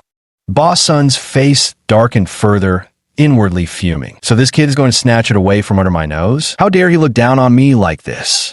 In this trade, it's a major taboo to cut in while others are negotiating. But since Boss Sun had explicitly declared he wasn't interested, Shen Yi stepping in to haggle over the price couldn't be considered poaching anymore. The Burmese dealer didn't seem displeased with Shen Yi either. In fact, there was an air of ingratiation as he responded, "Oh, interested, young man? Then take a look. I won't claim it's the finest goods, but it's definitely from Myanmar." Shen Yi nodded, and pretended to examine a few pieces. Not wanting to arouse suspicion, he picked up one without golden light and asked the vendor, "Can I buy just this one?" The Myanmar vendor hesitated and said no, insisting they had to be sold as a whole basket. Shun Yi calculated. Acquiring the entire basket just for that one stone would mean less profit, but certainly no loss. He asked Boss Sun again, "Do you want this stone or not?" Boss Sun shook his head. Only after confirming they didn't want it did Shun Yi start negotiating with the Burmese dealer. This way, it wouldn't count as stealing a deal. Shun Yi said, "Fine. Then for 8,000, I'll take the whole basket." The Burmese dealer's face fell again at this, unhappy about losing another 2,000. The stones were just too cheap now. But Shun Yi acted swiftly, pulling out his phone and having the man open his WeChat payment QR code. Without hesitation, he entered the 8,000 yuan transaction, poised to enter his password and complete the transfer the moment the seller nodded approval. The Burmese dealer's face lit up with sudden understanding, and he immediately responded, "You're a straightforward young man. All right, 8,000 it is." The money was transferred, and the stone now belonged to Shun Yi, each side calculating their own gains, both convinced they'd made a bargain. Even Boss Sun on the side could sense there was something amusing to watch, so all three parties were pleased. Shortly after, the Burmese dealer left. Boss Sun proactively asked Shun Yi if he wanted the stones cut, partly to earn some cutting fees, and partly to enjoy the spectacle of Shun Yi losing money. How could Shun Yi not see through this? Glancing at the stones in the basket, an idea sparked in his mind. He declared, "Of course we'll cut them. Let's start with this largest one." So saying, Shun Yi selected the pale yellow, sand-skinned rough stone emitting golden light and handed it to Boss Sun to cut. As the blade sliced through, just as his golden vision had predicted, it indeed revealed a burst of green. Chapter 009. Tall Trees Catch Much Wind. Chapter 009. Tall trees catch much wind. The stone was split neatly in half, showing obvious mist on the cut surface enveloping the inner jade flesh. A fine, even pea green with no visible cracks, making an excellent first impression. Boss Sun was stunned. This stone was worth at least 200,000, and the two halves combined would fetch 400,000. He had planned to watch Shun Yi make a fool of himself, but ended up getting humiliated by Shun Yi's move instead. How was this even possible? Boss Sun scratched his head in frustration, unable to figure it out no matter how hard he tried. To be honest, even Shun Yi hadn't expected the stone to yield such fine jade flesh inside. Shun Yi stepped forward and carefully examined it, calculating the price in his mind, feeling quite delighted. As for Boss Sun, his eyes were practically spitting fire on the side, looking as if he wished he could devour Shun Yi whole. Shun Yi didn't pay him the slightest attention. After carefully studying the two halves of the fine, glutinous jadeite rough stone once more, Shun Yi turned around and offered a price of 500,000, asking if Boss Sun wanted it. Although Boss Sun was fuming and felt humiliated, his pride wounded. But ultimately he was a clever man, profits first, pride second. Boss Sun also examined the stone before him carefully, studying the direction of its veins. The green hue is pure and even. No need to worry, though there might be variations inside. Conservatively estimated, it's worth at least 300,000, with the normal price range likely exceeding 400,000. Boss Sun countered with 300,000. The two haggled back and forth, each recognizing the other as an expert. Having run his shop for years, Boss Sun's expertise was hardly surprising. Yet the more he studied Shun Yi, the more remarkable it seemed. This young man, barely more than a boy, understood jade with such uncommon depth. In the end, Shun Yi held firm at 400,000. Boss Sun still found it steep and tried to shave off another 20,000. Make it 380,000. Shun Yi replied firmly, 40, take it or leave it. Boss Sun grew anxious, eager to secure the stone to recoup some losses. Suddenly, his eyes caught sight of a basket of stones in the hall, and he thought to himself, there might be something special about this batch, maybe another bargain to be had. If he could get his hands on them, it wouldn't be bad. Even if sold as scraps, they'd still fetch a tidy sum from a few gullible buyers. Pointing at the basket, Boss Sun said, 40,000 is fine, but on the condition that the remaining basket of stones belongs to me too. What do you say? Shun Yi feigned surprise. What? Though appearing startled, Every move had been carefully calculated. In truth, even before cutting the stone, Shun Yi had already planned his next steps. After all, that basket of stones was too heavy for him to carry alone. Discarding them would mean giving them freely to Boss Sun, which felt somewhat irritating. Selling them for profit wouldn't be easy either. Negotiating a fair price would be troublesome. Instead, with the first stone cutting spectacularly, and Boss Sun mistakenly believing the batch held hidden potential, this was the perfect opportunity to push them onto him. Shun Yi replied, "These stones? Boss Sun, you've got quite the scheme. I just picked a winner from among them. Do you want to try your luck too?"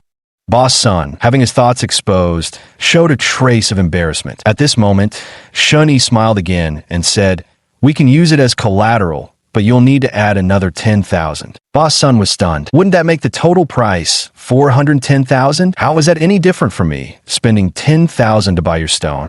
Shun Yi chuckled without saying a word. He had laid enough bait. He wasn't worried the fish wouldn't take it. Sure enough, Boss Sun eventually agreed, though he was only willing to give Shun Yi 5,000. Shun Yi thought to himself, 5,000 is enough. He sold the fine glutinous jadeite and managed to offload the entire basket of stones smoothly, netting 405,000 yuan. Calculating the profit, it turned out to be a clean gain of 397,000 yuan. That's a considerable sum. An ordinary person would take 5 years to earn that much. Shun Yi was overjoyed and didn't care whether Boss Sun had looked down on him. By then, Shun Yi had toured around every open shop on the antique street, but there were no more stones left worth picking. His eyes were also stinging a little, so he decided to head home and rest. He had gone home to sleep, but Boss Sun stayed busy for quite some time. First, he dealt with that fine-grained wax-like jadeite. Cutting it open turned out decently. No gains, but no losses either.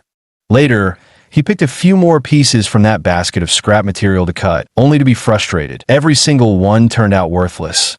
In the end, he had no choice but to admit his misjudgment and swallow this bitter pill. But Sun the shopkeeper had Shun Yi's face firmly etched in his memory. He even sent word to fellow dealers, warning them to be on their guard against him as well. The next day, Shun Yi woke up early in the morning.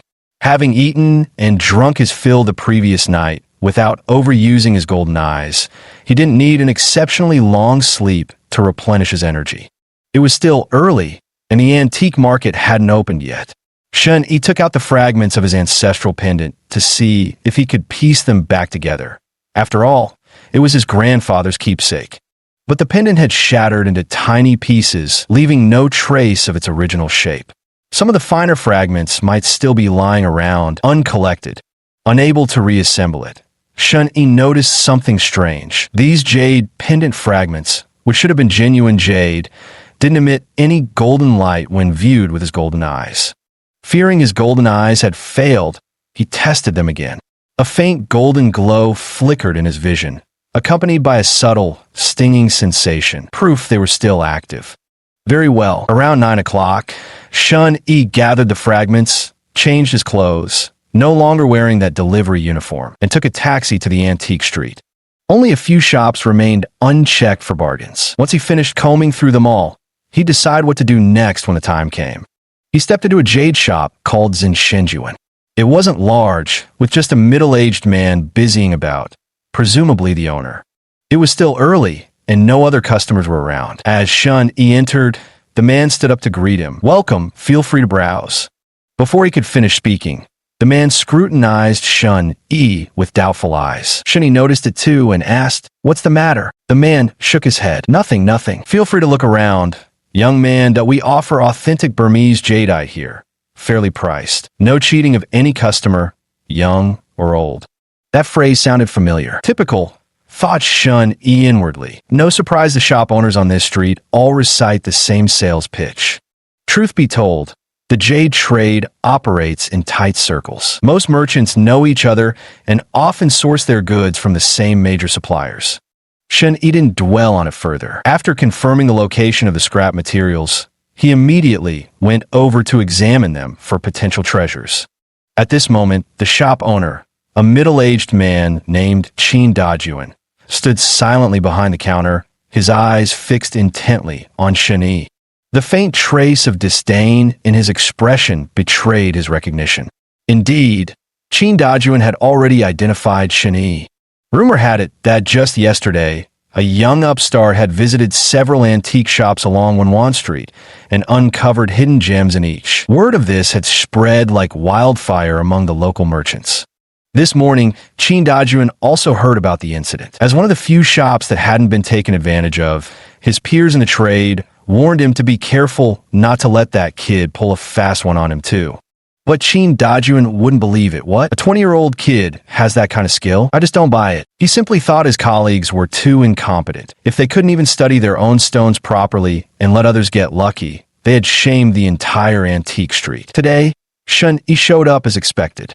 But Qin Dajun wasn't the least bit afraid. Not only was he unafraid, he was practically eager for Shen Yi to try and pull one over on him, thinking to himself, try getting a bargain from me? Go ahead and try it. Let me teach you what it means when they say, beyond mountains there are higher mountains, beyond people there are greater talents. Chapter 010. Being looked down upon, the behind-the-scenes gossip among the antique street shop owners naturally escaped Shen Yi's notice. But he didn't need to know anyway. Activating his golden pupils, Shen Yi had already examined all the worthless scraps stored inside Xinqiang Origin. The quantity of scraps wasn't small. Most were sliced fragments of jade, with only about a dozen sizable uncut raw stones remaining, almost all of which had their skins partially rubbed away or cut open. But to Shen Yi's delight, among these dozen or so raw stones, one was emitting a golden glow, indicating it contained jade flesh. The efficacy of the golden pupil had already been proven by Shen Yi the day before, so without hesitation, he immediately called Qin Dajun over to ask the price. If Qin Dajun had heeded the advice, he could have easily named a high price to send Shen Yi away, then secretly cut the stone himself, so the profit would be entirely his.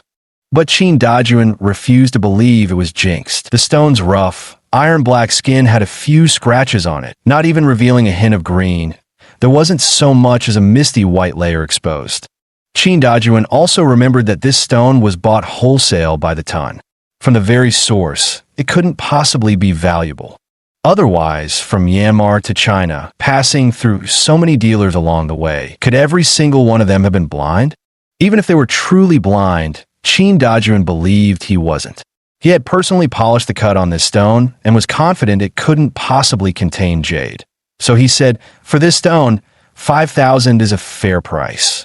Shen Yi countered 50 at most. Qin Dajun laughed and said, all right, let's make it 50. The deal was struck. Before Shen Yi could even suggest cutting the stone, Qin Dajun couldn't wait and asked if he wanted it cut. Shen Yi nodded. Then the two headed to the workshop, where Qin Dajun made a great show of preparing to slice it open completely with an oil saw. It seemed the stone hadn't completely collapsed, leaving Qin Dajun feeling unsatisfied with his victory. Though unaware of the specifics, Shen Yi remained extremely cautious and insisted on cutting slowly. Qin Dajun laughed again. All right, if you're so confident, we'll do as you say. And yet, with the first cut made 2 centimeters to the left, several vertical golden-threaded green streaks immediately appeared along the incision. Qin Dajun was stunned. His frozen smile still clung to his upward-tilted lips, but the light had vanished from his eyes. He tugged the electric lamp beside the chainsaw and shone it on the cut surface. Visible were vertical streaks of golden threads, with a semi-transparent base and excellent translucency. Under the light, it shimmered with a warm, lustrous glow, indeed presenting the characteristics of golden thread jadeite. Suddenly, with a loud boom, Qin Dajun lost his balance and tumbled forward onto the ground. But he had no time to mind a pain. Scrambling up, he threw himself back onto the stone to examine it repeatedly. There was no mistaking it. The jadeite flesh revealed by the cut was unmistakably golden thread jadeite. Shen Yi had also figured it out. So-called gold thread jadeite refers to the emerald green coloration appearing in thread-like patterns within the jade. These threads vary in thickness and alignment, categorized as parallel threads, flat threads, and disordered threads. When combined with the stone's base color and the transparency of its groundwork, The finest gold thread jadeite must feature a bright, saturated green base complemented by even more vibrant emerald green fine threads. The poorest quality displays black streaks. Shun Yi's piece of gold thread jade belonged to medium quality. Its base was semi-transparent, with several extremely fine golden threads, yet the color was so vividly emerald it practically dripped with freshness, making for a visually stunning effect. This was just from a small incision. After contemplating for a moment, Shun Yi judged the stone to have minimal flaws and decided it warranted deeper exploration. So he instructed Qin Dajuan to make another cut. But seeing boss Qin Dajuan of the Qin army, his face turned deathly pale, standing there frozen as if he had been struck on the back of the head with a club. Shun Yi asked, "Boss?" Qin Dajuan slowly turned his head, unable to utter a single word for what seemed like ages. The look in his eyes as he stared at Shun Yi was as if he had seen a ghost. The sight was truly unsettling. Afraid that Qin might have some sort of episode and damage the raw stone, Shun Yi took it back and left in Shenzhen. Shun Yi headed to the next jade shop. This store was slightly larger, with only the proprietor present inside. Without revealing his hand too soon, Shun Yi first hid the golden thread jade rough and asked if the shop had any affordable stones for gambling. Little did Shun Yi know, the moment he asked this, he'd already been recognized. The proprietor was named Li Wan. At 56 years old, he'd been running this shop for 20 years. He'd heard about some young kid going on a crazy lucky streak, and now seeing Shun Yi barely past 20 confirmed it. By the time Li Wan started working with jadeite, Shun Yi hadn't even been born yet. And when Li Wan opened this shop, Shun Yi was still drinking milk and wearing split pants. Fellow dealers warned Li Wan to stay cautious. But this boss Li, just like Qin Dajuan, refused to believe it. Cautious? What was there to be cautious about? Every single stone in my shop has been personally authenticated by me, Li Wan. If you say I can't predict price fluctuations, fine, but waste material being picked for treasures? Impossible. Absolutely impossible. Li Wan then said, "All stones in this shop are clearly priced. See for yourself." Shun Yi thought to himself, how strange, why is this shopkeeper acting this way? Even the owner of Zinshinjuan earlier seemed just as hostile. Did they swallow gunpowder or something? By now, Shun Yi vaguely guessed that his dazzling success in stone gambling yesterday might have gotten him recognized today. But at the moment, he didn't think too much about it. The reason was simple. This Li family jade shop, though small in size, had an abundance of stones. Shun Yi activated his golden eye and spotted a discarded half-stone among the waste pile, its golden glow dazzling and worth a gamble. Meanwhile, on the shelves was a stone priced at 80,000. Its outer appearance was poor, with only some loose, flesh-like texture visible on the surface, but no trace of green. Yet as golden eye revealed this stone also emitted a golden light. Shun Yi decided to gamble on both. He called over the shop owner, Li Wan, first purchasing the scrap for 100 yuan, then spending 8,000 on the raw stone. Though Li Wan was arrogant, he was ultimately the boss, quite sharp with numbers. That rough stone's wholesale price was less than 8,000. Selling it would bring modest profit, while those worthless scraps were practically priced by the pound. Both pieces together, 10,000 flat, Li Wan declared. Shun Yi felt everything today had been unusual and didn't wish to prolong the interaction. Deal, he agreed. Shun Yi scanned to pay. Li Wan's phone chimed with the announcement. WeChat payment received 10,000 yuan. With a derisive snort and a challenging tone, Li Wan asked if Shun Yi wanted the stones cut. Cut them, Shun Yi replied. They moved to the workspace. Shun Yi began with the rough stone. Its crust was loose, revealing the jadeite beneath. Though this stone had cost more than the scrap material, Shun Yi privately doubted its quality truly surpassed those supposedly worthless fragments. Sure enough, with one clean cut down the middle, the base revealed itself to be plain porcelain at first glance. Fortunately, the color wasn't bad. It could still be carved into lower-grade ornaments and sold for 20 or 30,000. Shun Yi frowned slightly. Though the stone wasn't valuable, it had still appreciated, and his estimation had been correct. He wasn't particularly happy or unhappy about it, focusing instead on anticipating the next piece of scrap. But this cut sent Li Wan reeling. His originally ruddy face immediately paled as he stared at the dry, greenish porcelain base, unable to believe the poor quality. A thought flashed through his mind. Holy shit. Could this kid actually know how to spot hidden treasures? Soon, the second piece of scrap was cut out, also split cleanly in half. Shun Yi and Li Wan immediately stepped forward, their eyes met by a rich, oily green hue. To their astonishment, it turned out to be a mostly jadeite-filled piece of oil green jade. Encased in a layer of hazy black oil, this very layer had caused the trouble, preventing light from penetrating. Combined with the dark, hardened skin, it had led to a gross underestimation of the stone's value. Now that the truth was revealed, Shun Yi studied the freshly cut surface and had already begun mapping out where to position the future bracelets. Not here. No, there's some small cracks, too many cotton-like inclusions over there, and the color's uneven. The spot is good though, yes, right here. Shun Yi muttered to himself, finally locating a bracelet-grade section, meaning this oily green jadeite now carried a minimum value of 200,000 yuan, warranted to appreciate further. Chapter 011. Overconfidence comes before a fall. The first porcelain base, raw stone, only needed a single cut before being discarded. But upon meticulous examination, Shun Yi sensed there might still be hidden potential within this oily green specimen. It wasn't that the stone couldn't be cut further, but Shun Yi felt proceeding deeper carried the risk of internal fractures.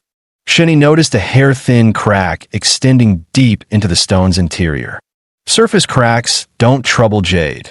The real danger lies in vertical fractures. While this scrap material's color was decent, it harbored numerous fine cracks requiring careful study of their patterns. Precise planning of subsequent cuts would be crucial, a level of skill Shun Yi simply didn't possess yet. Grandfather had instructed him to study jade knowledge extensively, but strictly forbidden Shun Yi from stone gambling before turning 20. Shun Yi had always strictly adhered to this principle. So much of his knowledge came from observing others' practical experiences rather than first-hand encounters. There were still many mysteries within that he needed to learn. At the moment, Shun Yi's intuition told him not to cut further. It was best to sell it now. Before the buyer noticed the rising potential of the crack, selling it for around 300,000 would already be a huge profit. Shun Yi then glanced at Li Wan. This elder boss Li was experienced and deeply knowledgeable. Could he really deceive him? Yet Shun Yi couldn't shake the feeling that the two bosses he'd encountered today were rather peculiar, seemingly absent-minded, their focus not on the stone but fixed intently on him. Shun Yi decided to give it a try and asked Li Wan, "Boss Li, I don't want to cut this stone anymore. If you're willing to buy it, I'll sell it to you for 300,000. Shun Yi intentionally didn't quote too high a price to show sincerity, though in reality, 300,000 was already a very generous offer. As soon as the words left his mouth, Shun Yi fixed his gaze on Li Wan, scrutinizing his reaction. Boss Li was still in shock, unable to snap out of it. The moment the oily green jade was revealed, Li Wan had gaped wide-eyed, his mouth hanging open as he stared dumbfounded at the stone. He seemed to want to say something, but his throat seemed clogged, unable to utter a single word. It wasn't until Shun Yi asked him that he slowly turned his head, casting a glance at the kid he'd once looked down upon, and said, "Ew, how did you see through it? I've had this stone appraised countless times. There's absolutely no flaw in it. But you. Shun Yi chuckled lightly and said, "Just luck." Though brief, those two simple words cut deep into Li Wan's heart. His face was haggard, his eyes devoid of light. Truth be told, before Shun Yi arrived today, no matter how others tried to persuade him, Li Wan had always believed Shun Yi's success was merely luck. Now that Shun Yi had personally confirmed it, he found it hard to believe, truly regretting his earlier arrogance. Had he just been a bit more cautious, how could his prized possession have ended up in someone else's hands? One piece of dry, celadon-grade brick material and one piece of oily green. Shun Yi ultimately sold them for a total of 320,000 yuan.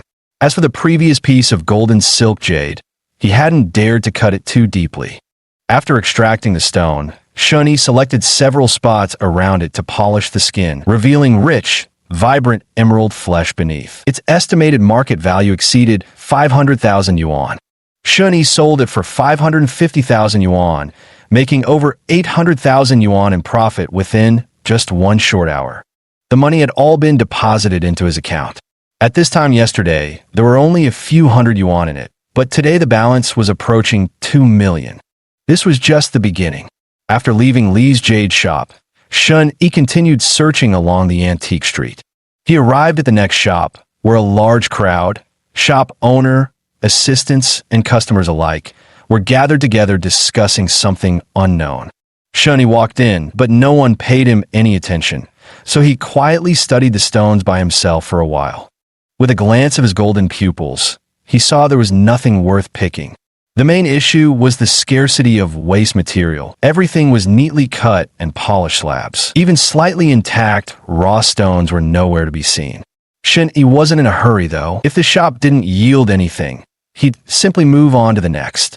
But after visiting 2 more shops in a row, the situation remained unchanged. Only thinly sliced materials were available, each piece so transparent that the quality of the raw stone was immediately obvious to the naked eye, leaving no room for unexpected bargains. Fortunately, Shun Yi's pursuit of hidden gems wasn't limited to discarded scraps. Any cheap stone with intact rind, especially those with unsightly exteriors, was fair game for him to take a gamble on. Stones that showed no trace of green, even after being windowed, were Shun Yi's favorites. In the third shop, using this very method, he secured a raw stone with a sand-scattered surface and an unusually poor windowed section. The stone had a yellow sandy crust with hints of white showing beneath, looking like the perfect candidate to yield green jade. But both the top and bottom windows, one large, one small, were star-shaped excavations radiating outward, yet nowhere was green visible. As it went on, the window-cutting technique grew increasingly rough, with irregular scrapes evident on both the stone's crust and flesh, some appearing to be gouged purely out of frustration. The stone wasn't expensive. The vendor shamelessly priced it at 80,000 yuan, but Shun Yi ended up paying just 12,000. This was the outcome, even though he didn't want to waste more time bargaining. Otherwise, with some persistent haggling, getting the price below 10,000 would have been entirely possible. With the stone in hand, Shun Yi decided to completely remove its outer skin. The first few cuts revealed no trace of green, just rugged, unremarkable stone flesh with no hint of color. Only when he made a cut toward the backside did he uncover a fingernail-sized patch of green. Following this hint deeper, he indeed found a cluster of jadeite, well-nourished though not very wide, but thick enough to carve a few jade pendants. A modest profit of 50,000. Having grown accustomed to much larger sums, Shun Yi remained utterly unfazed by this meager 50,000 gain. But everyone in the shop, from the boss and master craftsman down to the apprentices and even the visiting jade gamblers, was utterly stunned upon witnessing or hearing about this incident. Suddenly, the crowd burst into murmurs, all whispering and muttering indistinctly while sneaking glances at Shun Yi. Shun Yi was completely baffled. Then a man walked in from outside, locking eyes with Shun Yi.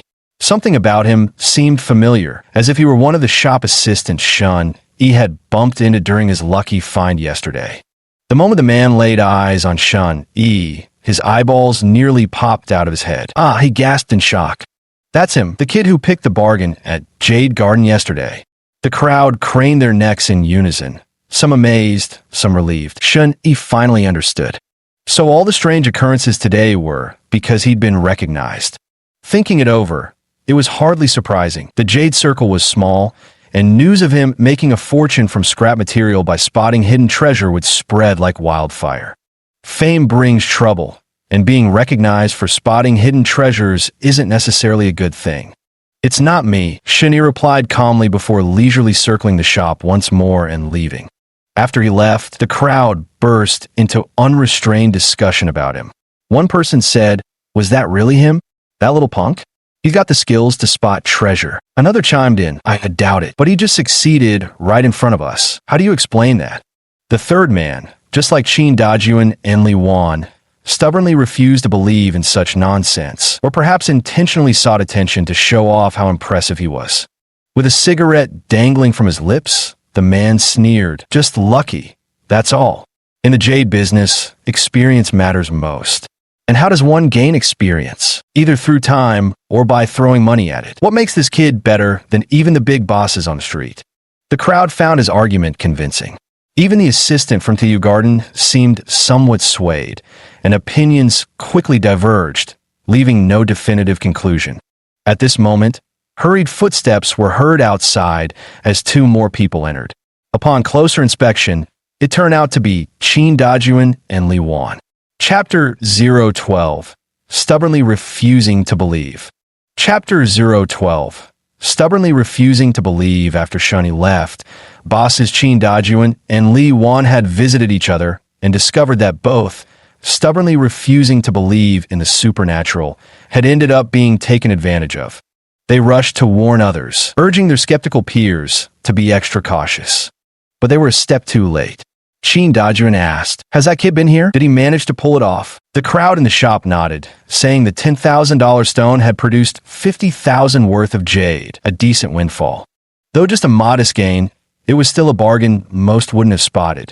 Someone else piped up, "Old Qin, Old Li, did you two just get outplayed?" The two men exchanged glances. Li Wan sighed. Shouldn't have been so cocky. If we'd known the kid was this sharp, we wouldn't be out 300 grand for nothing." The entire crowd was astonished. Qin and Li didn't linger long either, hurrying off to inform the next shop. By this time, Shunyi had already arrived first. This jade shop was called Golden Verdant, being the last remaining store on the entire antique street that Shunyi hadn't yet found bargains in. The shop owner, surnamed Zhao and named Zhao Jinlong, was nearly 60 years old and one of the most senior proprietors on Antique Street. The entire Antique Street knew about this miraculous young man who repeatedly succeeded in spotting hidden treasures, and this shopkeeper Zhao was no exception. But just like Qin Dajuan and Li Wan, Zhao Jinlong didn't buy into the superstition either. What kind of miraculous ability could some green kid possibly have? It was nothing more than a lucky fluke, exaggerated by people running their mouths. The moment Shunyi walked into the shop, everyone except Zhao Jinlong tensed up, especially the shop's second-in-command, a veteran stone-cutting master with a cautious and conservative temperament, who hurriedly warned Zhao Jinlong, "Boss, look." Zhao Jinlong asked leisurely, "What's the matter?" The experienced master pointed at Shunyi and said, "There's a young lad coming in, might be the rumored guy who picks up hidden treasures everywhere. We'd better be careful with him." Zhao Jinlong scoffed dismissively and chuckled, "A greenhorn? And you're actually scared? Outside rumors aren't worth trusting. With you and me here in this shop, there's no way anyone could pull off a lucky find." The old master pleaded earnestly, trying to persuade Zhao Jinlong that even immortals can't judge an inch of jade. Even the most prestigious shops might miss good pieces. Better to err on the side of caution than suffer losses. Losing money is one thing, but losing face is worse. Yet Zhao Jinlong still refused to believe it. He even stepped forward and asked Shunyi directly, "Kid, are you the one hunting for bargains everywhere?" This blunt question laid everything bare. But Shunyi already understood that all the unusual events today were because he'd been recognized by the antique market crowd. What he hadn't expected was that after several shops had turtled up by hiding their scrap materials to prevent his bargain hunting, there'd still be a proprietor bold enough to confront him openly.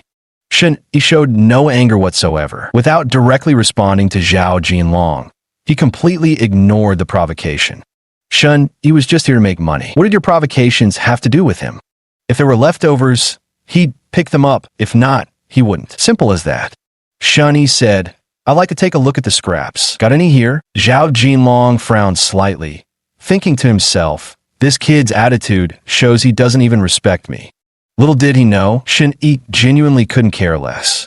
Zhao Jinlong said, "The waystones are over there in the corner. Feel free to pick any." With that, he returned behind the counter, waiting for Shunyi to bring over the stones so he could enjoy Shunyi's embarrassment.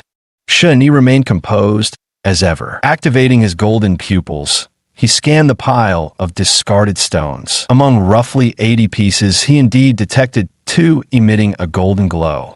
Shunyi thought to himself, "This manager Zhao is quite arrogant. Even if I bring the stones to him, I'm not afraid he'll try to cheat me by refusing to sell." Just as Shun Yi called someone over to inquire about prices, two men hurried through the door, Qin Dajuan and Li Wan. They crossed paths with Shun Yi, recalling how this kid had just snatched their prize right under their noses. Their hearts skipped a beat, and before they could even catch their breath, they hurriedly tried to persuade Zhao Jinlong. Old Zhao, don't underestimate him. This kid is no pushover. Exactly, both old Qin and I just got outplayed by him. Damn it, I lost 300 grand. My liver's still aching from the anger. Don't make the same mistake. Though Qin and Li pleaded earnestly, Zhao Jinlong remained unconvinced, chuckling dismissively. Just a fluke, nothing more. This kid's young enough to be my grandson. What kind of skills could he possibly have? Take a seat and rest while I teach him a lesson. With that, Zhao Jinlong strode toward Shun Yi. Kid, which rock caught your fancy? Shun Yi remained composed and unruffled. In fact, the more arrogant Zhao became, the more secretly amused Shun felt. Golden Eyes revealed that among this batch of scrap stones, there were two raw jade pieces, one with grayish skin, the other grayish-black, both radiating dazzling golden light within. Both stones were utterly unremarkable, with terribly poor outer appearances. Back in Shun Yi's rural hometown, such rocks were only fit for building pig pens. The grayskin stone was cone-shaped, weighing around 13 or 14 jin, while the other gray-black one resembled a small pillow and weighed roughly 20 jin. Zhao Jinlong priced both stones at 10,000 in total. Shun Yi would only offer 200. This calculation was deliberate. Zhao Jinlong was intentionally showing off, eagerly wanting Shun Yi to buy the stones quickly so they could be cut open for verification. Besides, these stones are likely purchased by weight at extremely low costs. Selling one normally at 200 would still be profitable. Sure enough, Zhao Jinlong agreed to the price without hesitation. Shun Yi didn't waste time either. Right then and there, he paid for the stone and immediately requested it to be cut. Starting with the all-shaped one, the blade sliced through, revealing green jade in a single stroke. At that moment in the workshop, Shun Yi, Zhao Jinlong, Qin Dajuan, Li Wan, the experienced stone-cutting master, along with a few apprentices and workers, including Shun Yi himself, were all dumbstruck. Just because the green revealed by this cut is truly transparent and beautiful, a proper emerald green, it doesn't even need backlighting. The water quality is exceptionally rich, like a crystal-clear turquoise lake. The stone wasn't entirely green, wrapped in an irregular layer of thick, foggy flesh, so the actual green portions were quite limited. Yet the green was so stunning, and the base so clean, that at first glance it appeared as high glutinous rice with a touch of ice. If one carefully examined it under light, searching for flaws in the base, some faint cotton-like impurities could also be spotted. This slab could yield two halves, each just enough for one bracelet. Judging at a glance, the value would easily exceed 300,000 yuan again. Shun Yi was stunned. He never expected such vibrant green jade to be hidden inside this stone, with no outward indication whatsoever, let alone the others present. Qin Dajuan, Li Wan, and the veteran stone-cutting master were all a mix of shocked and heartbroken, regretting their earlier earnest attempts to dissuade Zhao Jinlong, who had stubbornly refused to listen. As for Zhao Jinlong himself, he stood dumbstruck before the stone as if struck by lightning, his face deathly pale and lips trembling. Even an actual lightning strike might not have left him so horrified. He muttered in disbelief, how could this be? How could this be? He stepped forward again to examine the jade, meat exposed by the cut. But since the stone had already shown green with the first slice, even if there were some minor flaws, the gamble was already won. No matter how many times he examined it under a microscope, that fact wouldn't change. What was even more frightening was that Shun Yi had gambled on two waystones. He'd cut one open, but there was still another one left. Chapter 013 third times the charm at this thought. Zhao Jinlong was seized with terror. But with so many people around, he stubbornly kept up his tough act, his hands trembling even as he blustered. Kid got lucky this time. This one cracked. In truth, he was eaten up with regret, thinking if only he'd swallowed his pride and listened to reason, hadn't sold the stone to Shun Yi, that 300K would have been his to pocket. Shun Yi, however, remained utterly unfazed. No matter what Zhao Jinlong said, Shun Yi couldn't be bothered to respond. After calculating the value of the previous stone, he simply prepared to cut the next one. This worthless chunk is quite large in size, but its rough exterior shows no promising features. Even under intense lighting, it appears no different, truly comparable to the previous mediocre piece. Shun Yi decided to start with a slice from the edge, probing its contents before determining his next stone-cutting approach. To his surprise, what began as a preliminary incision inadvertently struck the motherlode of jadeite, revealing a massive patch of vibrant green. The color gradient intensified from pale edges to deep interior, melting into what was unmistakably high-quality waxy jade at first glance. Though it has one major crack extending into several minor ones, they're all along the edges. Whether they'll deepen inward remains to be seen. Shun Yi then turned the stone upright and made the second cut. This cut aimed primarily to follow the color, while also observing the crack's progression. Shun Yi judged that the green patches would continue inward, and the cutting results confirmed this. The green penetrated straight through with a tendency to spread outward. The transparency was excellent, with light penetration reaching nearly 2 finger widths. Overall, the stone approached a glutinous variety, ranking as upper middle grade material. As for the large crack Shun Yi was worried about, fortunately, it ran straight through without extending into the core of the stone. Shun Yi decisively chose to slice the entire stone into thin pieces, going all in for bracelets. A few cuts later, the stone was reduced to 2-centimeter thin slices. After roughly inspecting each slice and excluding portions with minor cracks, Shun Yi identified 7 or 8 clear bracelet positions. Estimating the stone's value at nearly triple that of the previous piece, over 900,000, close to $1,000,000 market price, Shun Yi was overjoyed. But the others who saw the material were filled with regret and resentment. The stone-cutting master had a dark expression on his face and started arguing with his boss, Zhao Jinlong. "Old Zhao, I told you to be careful, but you wouldn't listen. Now look at this. Someone just snatched up a huge bargain." Zhao Jinlong stubbornly insisted that Shun Yi was just lucky, saying, "If even you and I couldn't tell, how could someone his age possibly have seen it?" The old master slapped his thigh and let out a long sigh. AI. That single exhalation spoke volumes of unwillingness. Qin Dajuan and Li Wan exchanged glances, each sighing in turn. Qin Dajuan chimed in. "Old Zhao, just admit it. This kid truly has supernatural abilities. There's no shame in being cautious with him." Zhao Jinlong forced a faint smile, pretending to remain composed. Li Wan also stepped in to persuade. "Old Zhao, oh, Old Zhao, what are you being so stubborn for? What matters more, face or money? What if he exposes another one of your oversights?" Before the words had even finished, Zhao Jinlong waved his hand dismissively and said, "Absolutely impossible. Once or twice might be luck, but there's no way it could happen a third time." Both Qin and Li, along with the old master, tried to persuade him further. In truth, Zhao Jinlong already understood that Shun Yi had some genuine skill, but his stubborn pride made him keep up the act. Zhao Jinlong shook off the others and approached Shun Yi. At this moment, Shun Yi was completely absorbed in examining the jade slices, meticulously planning the optimal locations for bracelets to better assess their value. Zhao Jinlong patted Shun Yi's shoulder and said, "Kid, you've got some decent luck." Shun Yi raised an eyebrow, privately finding this jade merchant quite amusing. He'd seen stubborn people before, but never anyone this stubborn. Perhaps the man genuinely believed it was just as good luck? Shun Yi initially believed exactly that. After studying the stones, he asked Zhao Jinlong if he wanted to buy them. The first piece was 300,000, the second 900,000. The price was lower than initially estimated because Shun Yi had spotted some minor flaws.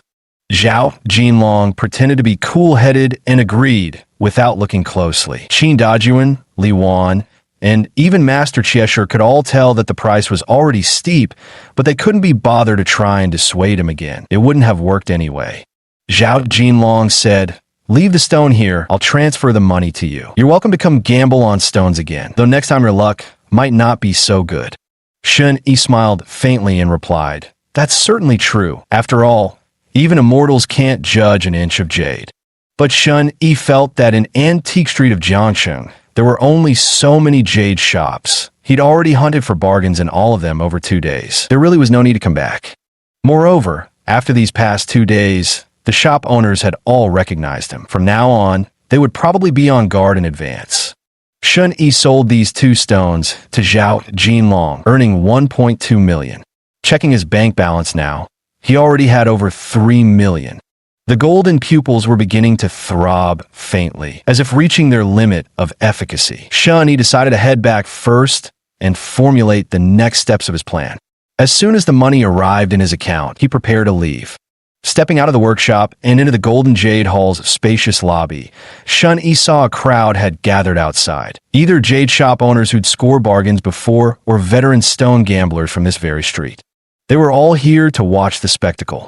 Seeing Shun Yi's calm expression and Zhao Jinlong emerging shortly after with a face full of triumph, the crowd assumed that Boss Zhao had upheld the dignity of the antique street.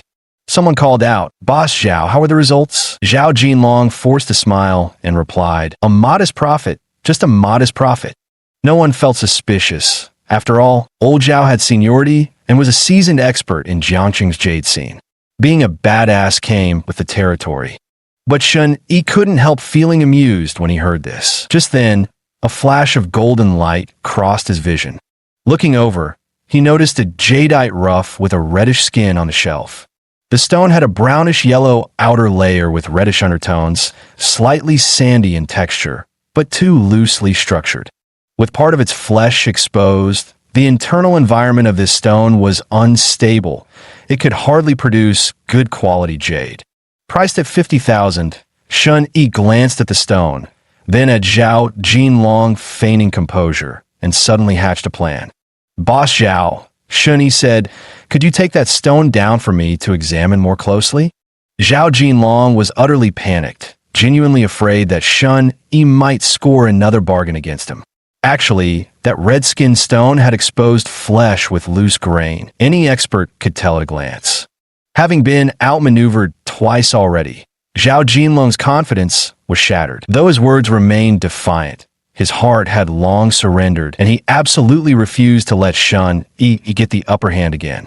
Shun Yi had anticipated this reaction, which was precisely why he deliberately inquired about the price, dangling bait. Watching Zhao Jinlong hem and haw, scrambling for excuses like the stone just arrived or needs further inspection, and urging Shun Yi to return in a few days. Shun Yi couldn't help but chuckle. Casually pointing to another stone, he said, "Well then, how about that black wuxia slab? The one with the viewing window cut on the lid? Surely I can at least take a look at that one." Zhao Jinlong declined again, saying that piece had also just arrived recently and needed more time to be assessed.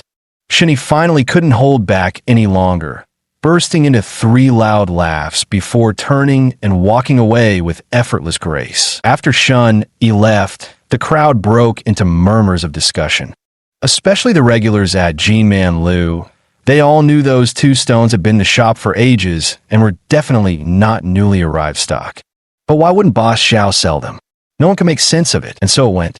That Zhao fellow had the audacity to remain utterly unruffled, without even a blush or a quickened heartbeat, and calmly asked everyone to disperse early. He immediately took the stone away and sent it inside to be cut open, hoping to turn the tables and exploit Shun Yi's oversight. Qin Dajuan, Li Wan, and the master craftsman in the shop all understood what was going on. Exchanging glances, their old faces flushed red with embarrassment, feeling that this fellow surnamed Zhao had thoroughly disgraced the reputation of Jiangsheng's Jade Street. Chapter 014. Leaving Jiangsheng after exiting the antique street, Shun Yi found a restaurant. He ordered an entire table of food and wine, drinking and eating while contemplating his next move. Shun Yi thought to himself, "I've already cleaned out all the hidden gems from Jiangsheng's jade shops, and all the shop owners recognize me now. There's no point staying here any longer." In all of China, the city with the most booming jade market is undoubtedly Liqing. Located in the southwestern frontier of China, Liqing borders Myanmar just across the national boundary, naturally possessing a geographical advantage. If you want to gamble on raw jade, whether for fun or profit, Liqing is the must-visit destination. Shun Yi, decisive as ever, immediately resolved to set off tonight and head straight for Liqing. Waiter, the check. After leaving the restaurant, Shun Yi took a taxi home to pack his belongings. Truthfully, there wasn't much to pack. The only things he carried with him were his ID card, bank card, and the fragments of his ancestral jade pendant. Shun Yi found a small cloth pouch to hold the fragments, allowing him to keep them close at all times. As for the rented apartment, Shun Yi decided not to renew the lease. He wouldn't take any of the belongings inside, transferring just 500 yuan to the landlady for her to dispose of them. He even gave away his electric scooter. Among the fellow delivery riders, there was one who got along well with Shun Yi. This guy had always rented vehicles, so receiving a bike from Shun Yi would save him a hefty sum. But the gift wasn't free. Shun Yi asked his friend to do him a favor, to gather some intel on Zhao Jinlong. Word came back that Zhao Jinlong had cut 2 stones himself, both ending in failure, and he'd thrown a massive tantrum on the spot. Shun Yi burst into laughter, feeling thoroughly pleased. With this, Shun Yi had effectively wrapped up all his business in Jiangxing. At 8 in the evening, he arrived at the airport and boarded a flight to Kuanqing, the capital city in the southwest. He landed a little after 11. From Kuanqing to Liqing, it would take over 2 more hours by car. Since it was too late, Shun Yi decided to stay overnight in Kuanqing. He checked into a hotel near the airport, a top-tier luxury suite costing over 3,000 yuan for one night. This was Shun Yi's first time staying in such an expensive place. But glancing at the 3 million in his bank account, he couldn't help but smile, feeling not the slightest bit of regret. The next day, Shun Yi first arrived at the city center of Kuanqing. He had originally planned to transfer from here to reach Liqing, located at the border. But passing by a jade market, he suddenly changed his mind. He thought, Kuanqing also has a jade market. Why not try his luck here first? Shun Yi immediately told the driver to turn around and head back to the jade market, stopping near a hotel by the market. He paid the fare, got out of the car, and walked into the hotel. The location was excellent. Just outside was the jade market. Shun Yi estimated there were over 30 jade shops of various sizes in the market. Even if he searched them all for hidden treasures, it would take at least 3 days. Shun Yi booked a room for 4 days first, thus establishing a temporary base. However, before officially starting his treasure hunting, he had one more thing to do: renting a car. There were 2 reasons for this. First, based on his experience in Jiang City, if he cuts and sells the stones on the spot during treasure hunting, it's easy for people to remember him. It would be better to transport the stones back and sell them elsewhere to avoid attracting attention. Second, having a car makes travel convenient. For example, driving himself to Liqing means he could stop by small towns along the way and hunt for hidden gems there too. After all, there are many cities in the southwestern region that deal with jade. Who knows where he might stumble upon a profitable find. Renting a car was easy. The hotel collaborated with a rental company. Just one word to the front desk, and they arranged everything. In half an hour, the car was delivered. Shun Yi didn't want to draw attention, so he opted for a common sedan worth around 100,000 yuan, the kind you'd see everywhere on the streets. Nothing suspicious. Renting it for a month cost just over 2,000 yuan, not including fuel. Shun Yi took it for a spin, filled up the tank, and once he got comfortable, he headed straight for the jade market. This market was enormous compared to the antique street in Jiangxing. Shun Yi had estimated around 30 shops, but quickly realized he'd underestimated. Counting all the stalls, there were at least 70 or 80 places to hunt for hidden treasures.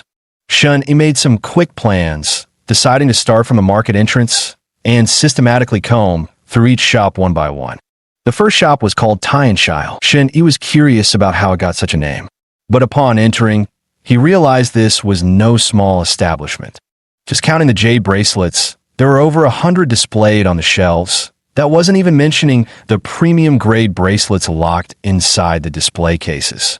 As for raw jade stones, between those on the shelves and those piled on the floor, there had to be over 200 pieces. Add to that the pre-cut jade slabs, and this single shop contained more inventory than 2 or 3 shops combined back in Jiangxing. The shop was crowded with customers. Shun Yi blended in seamlessly. No one recognized him, nor did anyone pay him any special attention. Here, Shun Yi was like a dragon plunging into the ocean, with boundless opportunities to showcase his talents. Secretly delighted, Shun Yi immediately approached the pile of scrap materials, activating his golden eyes to scout for overlooked treasures. Given the sheer volume of stones in the shop, he'd anticipated ample chances for valuable finds. And indeed, his expectations proved correct. As Shun Yi activated his golden pupils, he immediately spotted several rough stones emitting golden light among the waste pile. Both astonished and delighted, Shun Yi carefully examined them only to find two pieces were windowed, with several large cracks clearly visible through the windows. Two others bore cut surfaces revealing poor jadeite quality, rendering them worthless. Even after eliminating these, Shun Yi still managed to identify three intact rough stones. Their outer appearances were unremarkable. Judging solely by their skins, no distinguishing features could be discerned. But the golden eyes revealed golden light within the stone, indicating the presence of jade meat inside. Shun Yi immediately composed himself, maintaining a calm exterior as he summoned the shop assistant. He first inquired about several other stones before finally circling back to these three raw jade pieces. All three stones were priced at 1,000. Shun Yi took out the money but insisted on buying all three. The assistant didn't think much of it. After all, they were just scrap material, so the price was negotiable. 1,000 for three? Fine, done deal. And so Shun Yi purchased the stones. The shop assistant asked, "Would you like them cut?" "For 3 stones. Our shop offers 1 free cut per piece." But Shun Yi wouldn't take such small advantages. Because once the stones were cut open and revealed jade, people would inevitably grow suspicious. Back in Jiangsheng, if Qin Dajuan, Li Wan, and others hadn't been so arrogant, looking down on Shun Yi completely, he couldn't have gotten away with it so smoothly. Now that he'd come to Kuanqing, Shun Yi became more cautious himself, leaving no opportunity for others to become suspicious.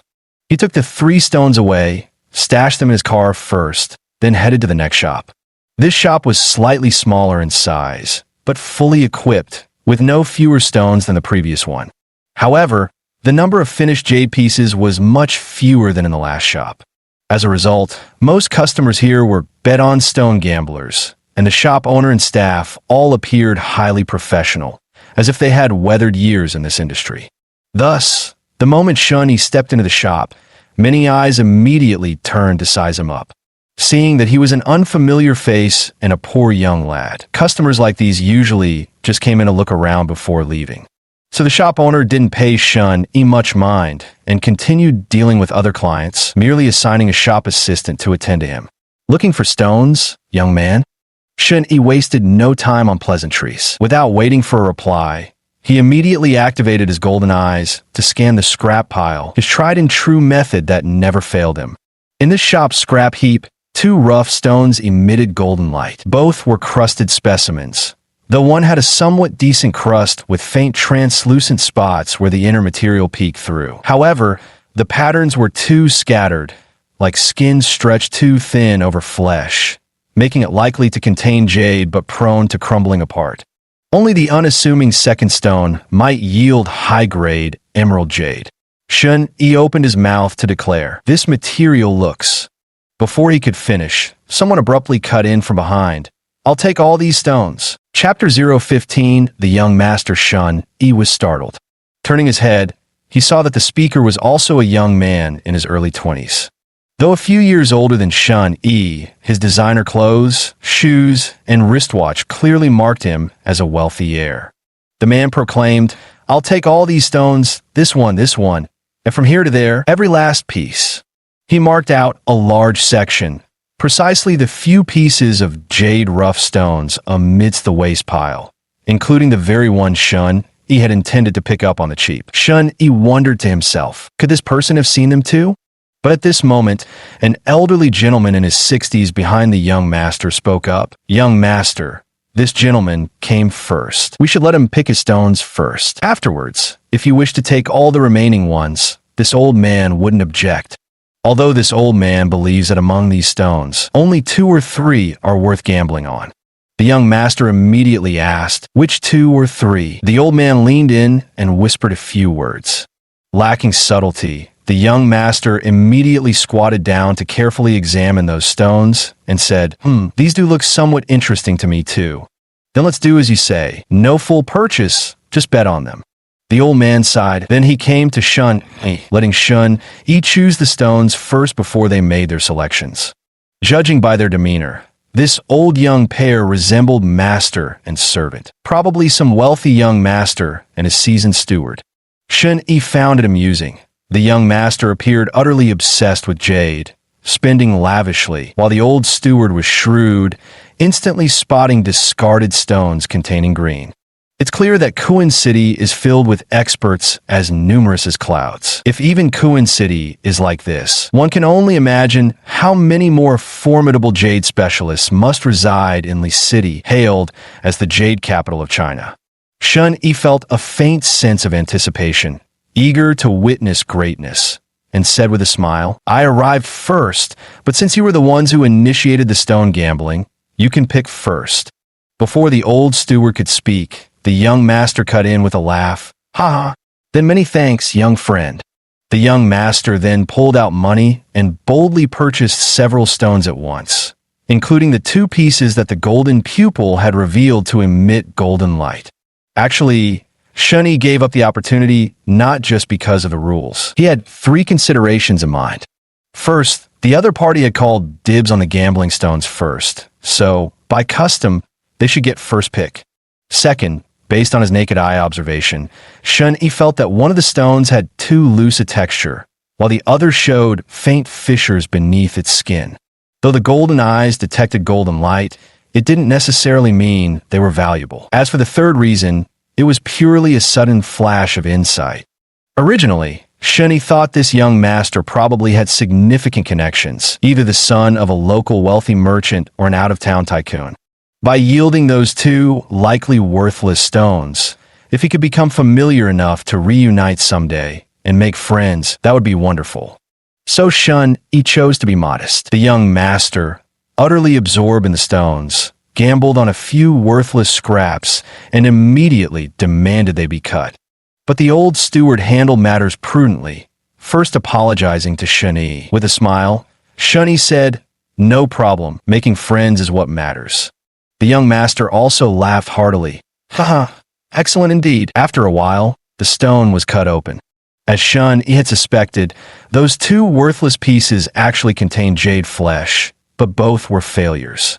Shun gave a slight smile, his face showing satisfaction, before taking his leave from the pair. As for whether they'd meet again in the future, or whether today's planted hook would catch a big fish later, that would remain to be seen.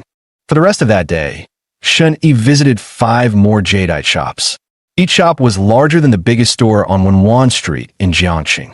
The shops were filled with a dazzling array of goods. Some even had glass-type bracelets, and not just one or two. Shun feasted his eyes and substantially improved his ability to appreciate jadeite.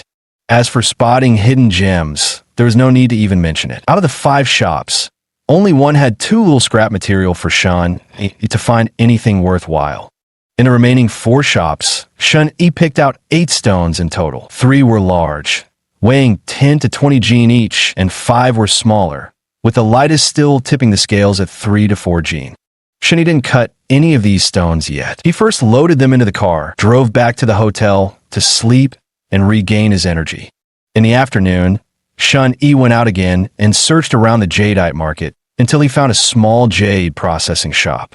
An elderly man ran it alone, his face stern and aloof, clearly indicating an unsociable personality who kept to himself. This suited Shun perfectly. Shun brought out all the waste materials, totaling exactly 10 pieces for the old man to cut. Before the cutting began, Shun said, "Whatever results emerge from cutting these stones today, if anyone asks, you must keep it absolutely confidential. Not a single word should leak out." The old man cast a cold glance and saw that the stone Shun brought was utterly worthless no matter how you looked at it. Mere trash. Yet here they were talking about secrecy. The old man said, "Rest assured, young man. No need for such reminders. This old man knows when to keep his mouth shut." Shun Yi took out another 1,000 yuan and handed it to the old man as hush money. The old man said coldly, "Young man, are you looking down on me? My little shop has been open for 40 years. Ask anyone in the business. Who doesn't know, old man, Su keeps his lips sealed. Then why did you bring these worthless scraps here?" Shun Yi replied, "I thought so too. These scraps really shouldn't require such caution. But my boss insisted there might be something extraordinary about them, and asked the stone cutter to maintain absolute secrecy if anything remarkable appears." The old master snorted, grabbed the stone, and examined it carefully through his reading glasses before shaking his head. "Scraps are just scraps. Your boss must be mistaken. Don't blame me when this stone turns out worthless. I warned you." With that, the old craftsman began cutting. Shun Yi watched closely. The first piece, weighing just over 4 pounds, was held in the master's hand as he worked it with a small lapidary saw. The knife cut right through, revealing a bean green base peppered with scattered flecks of green across the cross-section. While there were no cracks to speak of, this very characteristic gave the piece some overall value. This stone had cost Shun $80. As for its quality, he wasn't particularly thrilled. It had appreciated in value, sure, but mere 10,000 yuan profit felt like chicken feed. But while Shun Yi took it in stride, the old man was floored. He stood there dumbstruck, glued to that bean green base with its scattered green flecks, unable to tear his gaze away. Shun Yi broke the silence. "Old timer." The old man slowly turned his head and asked Shun Yi in return, "Young man, you tell me, how did your boss figure it out?" Shun Yi chuckled, "I don't know either. I'm just the errand boy." The old man's face turned pale. He flipped the stone over again and examined its exterior closely, yet still couldn't see through it or make sense of it, murmuring in disbelief how strange it was. Then came the second stone, its surface grayish with a whitish cast, somewhat reminiscent of material from the Hojiang field, though of course, it was nothing of the sort. The old man gathered his resolve and said, "The first one was an accident. This one shouldn't show any green at all. Look how thin the skin is when I shine light through it. There's no color coming through. At best, we'd get a low-quality dog shit base. There's absolutely no chance of high-grade green." Just as the words left his mouth, the stone split neatly in two. The old man turned over the cut surface with full confidence, only to find a vivid band of spring-colored jade with purple hues clearly visible right at the center. Far exceeding expectations, it wasn't just a discovery, but an extraordinary jackpot. Chapter 016, Spring with Purple Jade. Shun Yi hadn't expected the second stone to be of such fine quality. It was a glutinous ice-based jade with spring and purple hues. Needless to say, the old stone cutter was stunned. His eyes widened, and his beard practically bristled with shock. This is spring with purple jade. Shun Yi had self-studied jadeite knowledge and knew that Chun Dai Kai referred to jadeite containing both green and purple hues. Purple jadeite is also called Ziluo Lan, violet orchid, or sometimes Zichun, purple spring, which is already extremely rare. Having both colors in one stone is even more uncommon. The finest batch of Chun Dai Kai rough stones on the market came from the Longkin mining area over 30 years ago, an utterly inconspicuous location. It was said to be just a roadside spot where everyone passed by until a man named Kai Su discovered large quantities of rough stones there, leading to its naming as the Kai Su Quarry. The Kaisa mining site was most renowned for its purple-green jadeite stones, known for their vibrant colors and excellent translucency. Unfortunately, within less than half a year of discovery, the deposit was nearly exhausted. Shun Yi's piece of purple-green jadeite matched, if not surpassed, the quality of those legendary Kaisu stones. The old master, now in his 60s, had the fortune of handling a few Kaisu purple-green jadeites during his early years as an apprentice jade worker. Now his hands trembled with disbelief, scarcely able to credit the breathtaking beauty of the raw stone he cradled. It's revealed hues more dazzling than he'd ever imagined. "It's incredible, absolutely incredible. Young man, where did your boss obtain this stone?" Shun Yi made up a story, claiming the stone was part of his boss's long-held collection. Recently, with business struggling and urgent need for cash flow, his boss had decided to cut open some pieces from the collection, hence the secrecy to save face. The old man believed him. He examined the stone closely, tracing the interplay of lavender and emerald hues. While the purple shades dominated, the green jadeite stood out even more brilliantly, their complementary fusion creating a truly exceptional piece. Shen-Yi also moved closer to inspect it. Beyond the vibrant coloration, he noted the stone's base material was remarkably clean, minimal cotton-like inclusions, and scarcely any cracks. There were some imperfections visible to the naked eye, but they were all along the edges and wouldn't affect the main sections where the jade would be extracted. Shen-Yi asked, "Shall we continue slicing it? What do you think, old master?" The old master nodded, believing the colorful bands were rich enough to extend deep inside without worrying about cracks. He suggested slicing it boldly to maximize the potential for bracelets. After discussing, they marked several spots and cut 3 more thick slices, each about 3 centimeters. Each slice had at least one viable bracelet section. After careful planning, Shen-Yi estimated the stone could be worth over $1 million. The next few pieces of rough stone yielded some jadeite as well, though none surpassed the waxy ice spring with colors piece. All in all, today's haul totaled approximately 2 million yuan. This exceeded Shen-Yi's expectations. Shen-Yi was overjoyed. After the old man finished cutting the stone, his excitement faded and he became dejected. He slowly rose to his feet, rummaged through the cabinet above, and pulled out a bottle of matai. Pouring a small cup, he sipped it in 3 deliberate gulps. Then he poured another cup, ready to down it in one go. It must be that he thought the stones would turn out worthless, but instead they all yielded jade.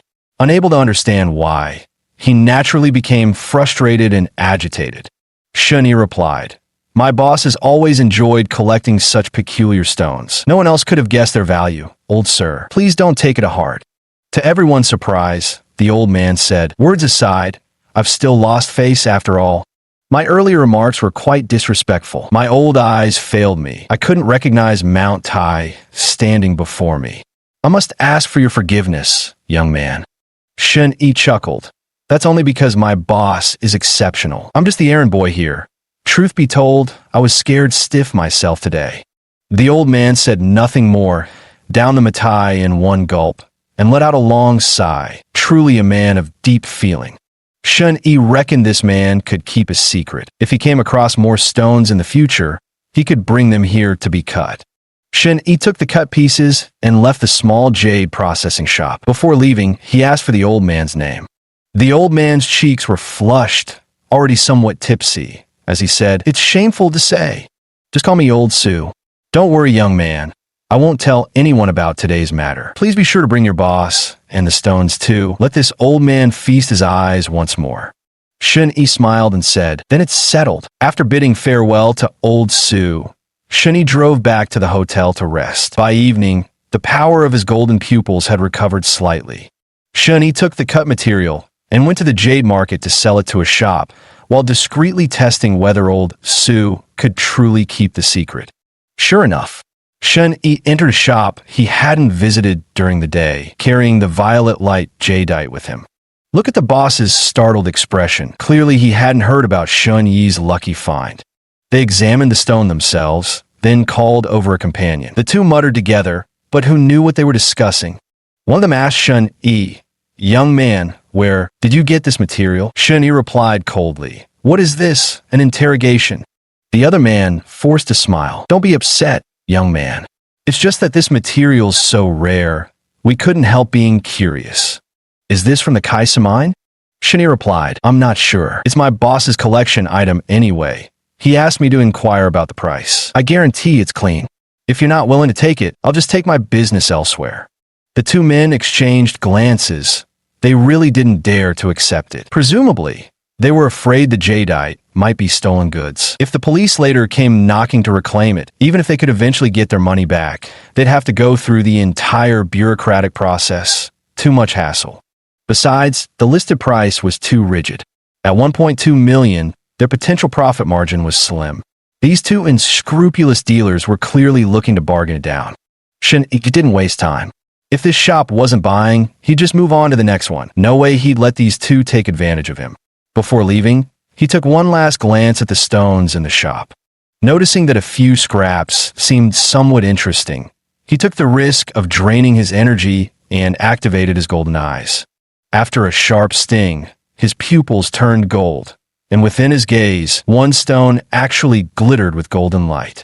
Moving closer, he saw that while the stone's outer shell was intact, its appearance was ordinary. Shun Yi secretly rejoiced, precisely because it showed no trace of green. It fell right within his sweet spot for spotting hidden treasures. Shun Yi secretly rejoiced. The stone was priced at 3,006, but Shun Yi pulled out 100 yuan and asked if the shopkeeper would sell it. The shopkeeper hesitated. Shun Yi hated this kind of dawdling the most, so he slapped another 100 on the counter and said, "Take the money if you're selling, otherwise, I'm leaving." The two shopkeepers exchanged glances. Truth be told, they had gotten the stone for less than 30 yuan. Selling it for 200 was an absolute steal. Still, they wanted to gouge him for more. This was just business sense, and Shun Yi understood completely. Kuanqing truly lived up to its reputation as a major city. Compared to Jiangsheng, the jade merchants here had more confidence and employed more sophisticated tactics. Unfortunately, Shun Yi wasn't buying into any of it. When they refused to sell for 200, he turned around and walked away without hesitation. The two shopkeepers hurriedly called out, "Young man, wait. Let's discuss this further." But Shun Yi completely ignored them. At the next jade shop, the owner was a woman in her 40s, somewhat plump, but with a refreshingly straightforward temperament. Shun Yi asked for 1.2 million, and with just one glance, she agreed to buy it and immediately arranged for the payment. Shun Yi laughed, "Haha, the boss lady is truly decisive. I have a few more stones. Would you like them?" The boss lady, also a remarkable woman among women, smiled and said, "Yes, I'll take as many as you have." Shun Yi then sold the remaining stones, and when the final tally was done, it came to exactly 2 million. Chapter 017, Cutting the Stones himself with all the stones sold. Shun Yi was utterly exhausted. That night, he returned to the hotel to rest. The next day, back at the jade market, he repeated his tactic, using his golden eyes to uncover hidden gems in various jade shops. Kuan City was vast, the jade market overflowing with goods. Yet the power of the golden eyes had limits. Overuse brought excruciating pain to his eyes. By day's end, Shun Yi had only covered a small section of the market, securing 11 pieces of uncut jade. But he didn't cut the stone immediately, nor did he take it to Old Man Su. All this was to conceal his true identity. Although Old Man Su seemed honest and sincere, Shun Yi thought to himself, "If I keep cutting piles of worthless stones at his place and hitting the jackpot every single time, even a fool would start getting suspicious." Having just arrived in Kuanqing, Shun Yi didn't want to draw attention immediately, so he decided not to cut stones at the store for now, opting instead to buy a saw and do the cutting himself somewhere else. This arrangement worked just fine. Once the effects of his golden eyes ability wore off, and he couldn't hunt for bargains anymore, Shun Yi drove around to visit several real estate agencies, looking for a suitable storefront property. The ideal would be a place formerly used for aluminum alloy doors and windows. They naturally came with the necessary tools and wouldn't pose noise disturbance issues for the neighborhood. Kuanqing was indeed a major city. Whatever you needed to find with a little effort, you could always locate it. Before dark that day, Shun Yi had visited 8 real estate agencies. Finally, one introduced him to a small shop that specialized in aluminum alloy doors and windows. It was run by a couple who had recently decided to close the business and were looking to sublet the shop. Shun Yi immediately drove over. He noticed the shop was in a rather remote area, situated in the western part of Kuanqing, far from the jade market. But Shun Yi immediately decided to rent this place as his stone-cutting base. There were 2 reasons. First, its distance from a jade market would help him avoid jade enthusiasts. Second, its location happened to be on the route from Kuanqing toward Liqing. Liqing had always been Shun Yi's original destination, the most prosperous and impressive metropolis in China. Staying in Kuanqing had actually been an unforeseen detour. Shun Yi couldn't bear to leave until he'd gathered every worthwhile stone in Kuanqing. Who knew? Perhaps this little shop would become his gateway for treasure hunting and stone cutting between the 2 cities. Having thought it through, Shani always prepared two plans for everything. So he decided to rent the place temporarily, avoiding long-term leases to stay flexible against unexpected changes. Right then, Shani negotiated with a shop-owning couple. He'd rent for just 1 month, paying double the rate, while allowing them to keep searching for new tenants. The moment they found someone, he would vacate immediately. But there was one condition. During this period, they weren't to disturb him. The shop would be entirely his, if only for a while. The items in the shop, especially the cutting tools, would also be available for Shun-Yi to use. These terms were quite favorable. The shop owner and his wife still hesitated a little, probably worried that Shun-Yi might damage the equipment or something. Shun-Yi wasted no time. Aside from doubling the monthly rent, he also paid an additional 3-month deposit. When moving out, they could reclaim the tools and return the deposit. Any damages would be deducted from it. Hearing this, the couple stopped doubting and signed a contract on the spot. Naturally, Shun-Yi didn't skip the real estate agent's share either. Being generous with his spending, the couple relinquished the small shop's usage rights that very evening, including some cutting machines inside, and even taught Shun-Yi how to operate them. So after everyone had left, Shun-Yi moved the 11 pieces of discarded stone he'd acquired that day from his car's trunk, ready to personally try his hand at stone cutting. He started with a small piece, using a fresh blade with oil for lubrication while preventing debris scattering. To his surprise, his first attempt went remarkably smoothly. Shun-Yi thought to himself, actually, cutting the stones alone isn't difficult. The real challenge lies in drawing the cutting lines beforehand. The master craftsman can judge where to make the cut with just their naked eye. It's a skill I'm still far from possessing.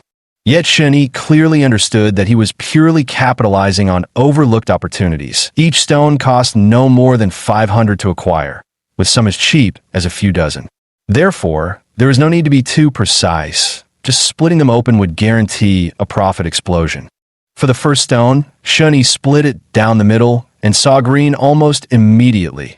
A coarse glutinous jade base, semi-translucent with hints of white, streaked with bands of emerald green, perfect for carving into a cabbage sculpture. The stone Shun-Yi cut wasn't much different from those cut by the shop's professionals earlier. The only distinction was that they used professional oil saws for faster cutting, along with more delicate machinery for precision carving. Shun-Yi didn't need such tools. He simply split each scrap stone in half, estimated its value, then moved straight to cutting the next piece. Thus, within just half an hour, all 11 scrap stones had been completely cut. He then re-examined the valuable stones, cutting deeper if the green seemed promising, but stopping immediately if cracks appeared to minimize losses. In this regard, Shun-Yi had always been self-taught before, lacking practical experience. Sometimes he thought the green would run deeper, but upon cutting found none, encountering instead unexpected variations in the jade. He realized, with just the golden eyes, I've already struck it rich in the jade trade, but there's still so much more to learn. Far from discouraged, Shun-Yi felt exhilarating excitement, sensing an entirely new realm unfolding before him, waiting to be explored. Suddenly, there was a knock at the door. The roller shutter had already been pulled down, and now it rattled noisily. Just as Shun-Yi's shoulders were sore and the machine was overheating a bit, he stopped to rest and went to see what was going on. Opening the door, he saw a middle-aged woman with a permed, puffy hairstyle, a cigarette dangling from her lips, looking rather fierce. "Who are you?" she asked right away, taking the initiative as if she owned the place. Shun-Yi chuckled and said, "I'm me. What do you want?" The tough woman retorted, "I live upstairs. Did you know you're making too much noise?" Shun-Yi said, "I run my shop openly. Is cutting some materials really that unusual?" The fierce woman snorted, "But you should consider the timing too, shouldn't you? It's already dark out. Can't you just settle down for the night?" Shun-Yi could tell she was angling for money. Actually, Shun-Yi had already asked the landlords about potential noise complaints when renting the place. They'd told him that since neighbors might hassle newcomers just because they weren't familiar faces, everything had already been smoothed over financially. As long as he didn't make excessive noise, it wouldn't be an issue. Shun-Yi knew exactly what he was doing, so he remained unfazed. He stood there calmly, watching as the shrew rambled on with a convoluted speech. Finally pulling out 200 yuan from his pocket, and waving it in front of her face. The shrew's eyes immediately glazed over. After staring blankly for a long moment, she stammered, "What are you doing? Trying to bribe me? This isn't about money." Shen Yi smiled faintly and pulled out another 200. "How about now?" he asked. The shrew suddenly lost her voice. Swallowing hard, she snatched the money from Shen Yi's hand, avoiding eye contact before slinking away like a dog with its tail between its legs. Shen Yi shook his head, realizing that money truly makes the devil turn the millstone. Their ancestors hadn't lied about that.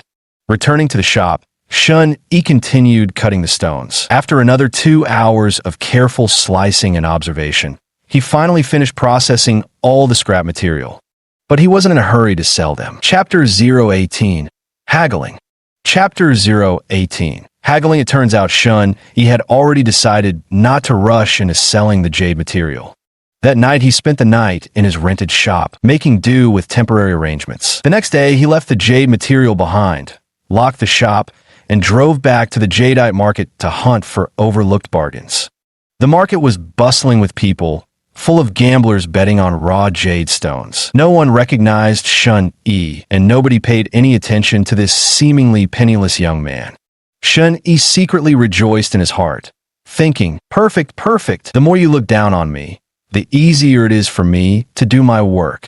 Unlike those people in Jiangsheng, on constant high alert, even preferring to hide their stones and lose business rather than risk letting me find a hidden treasure.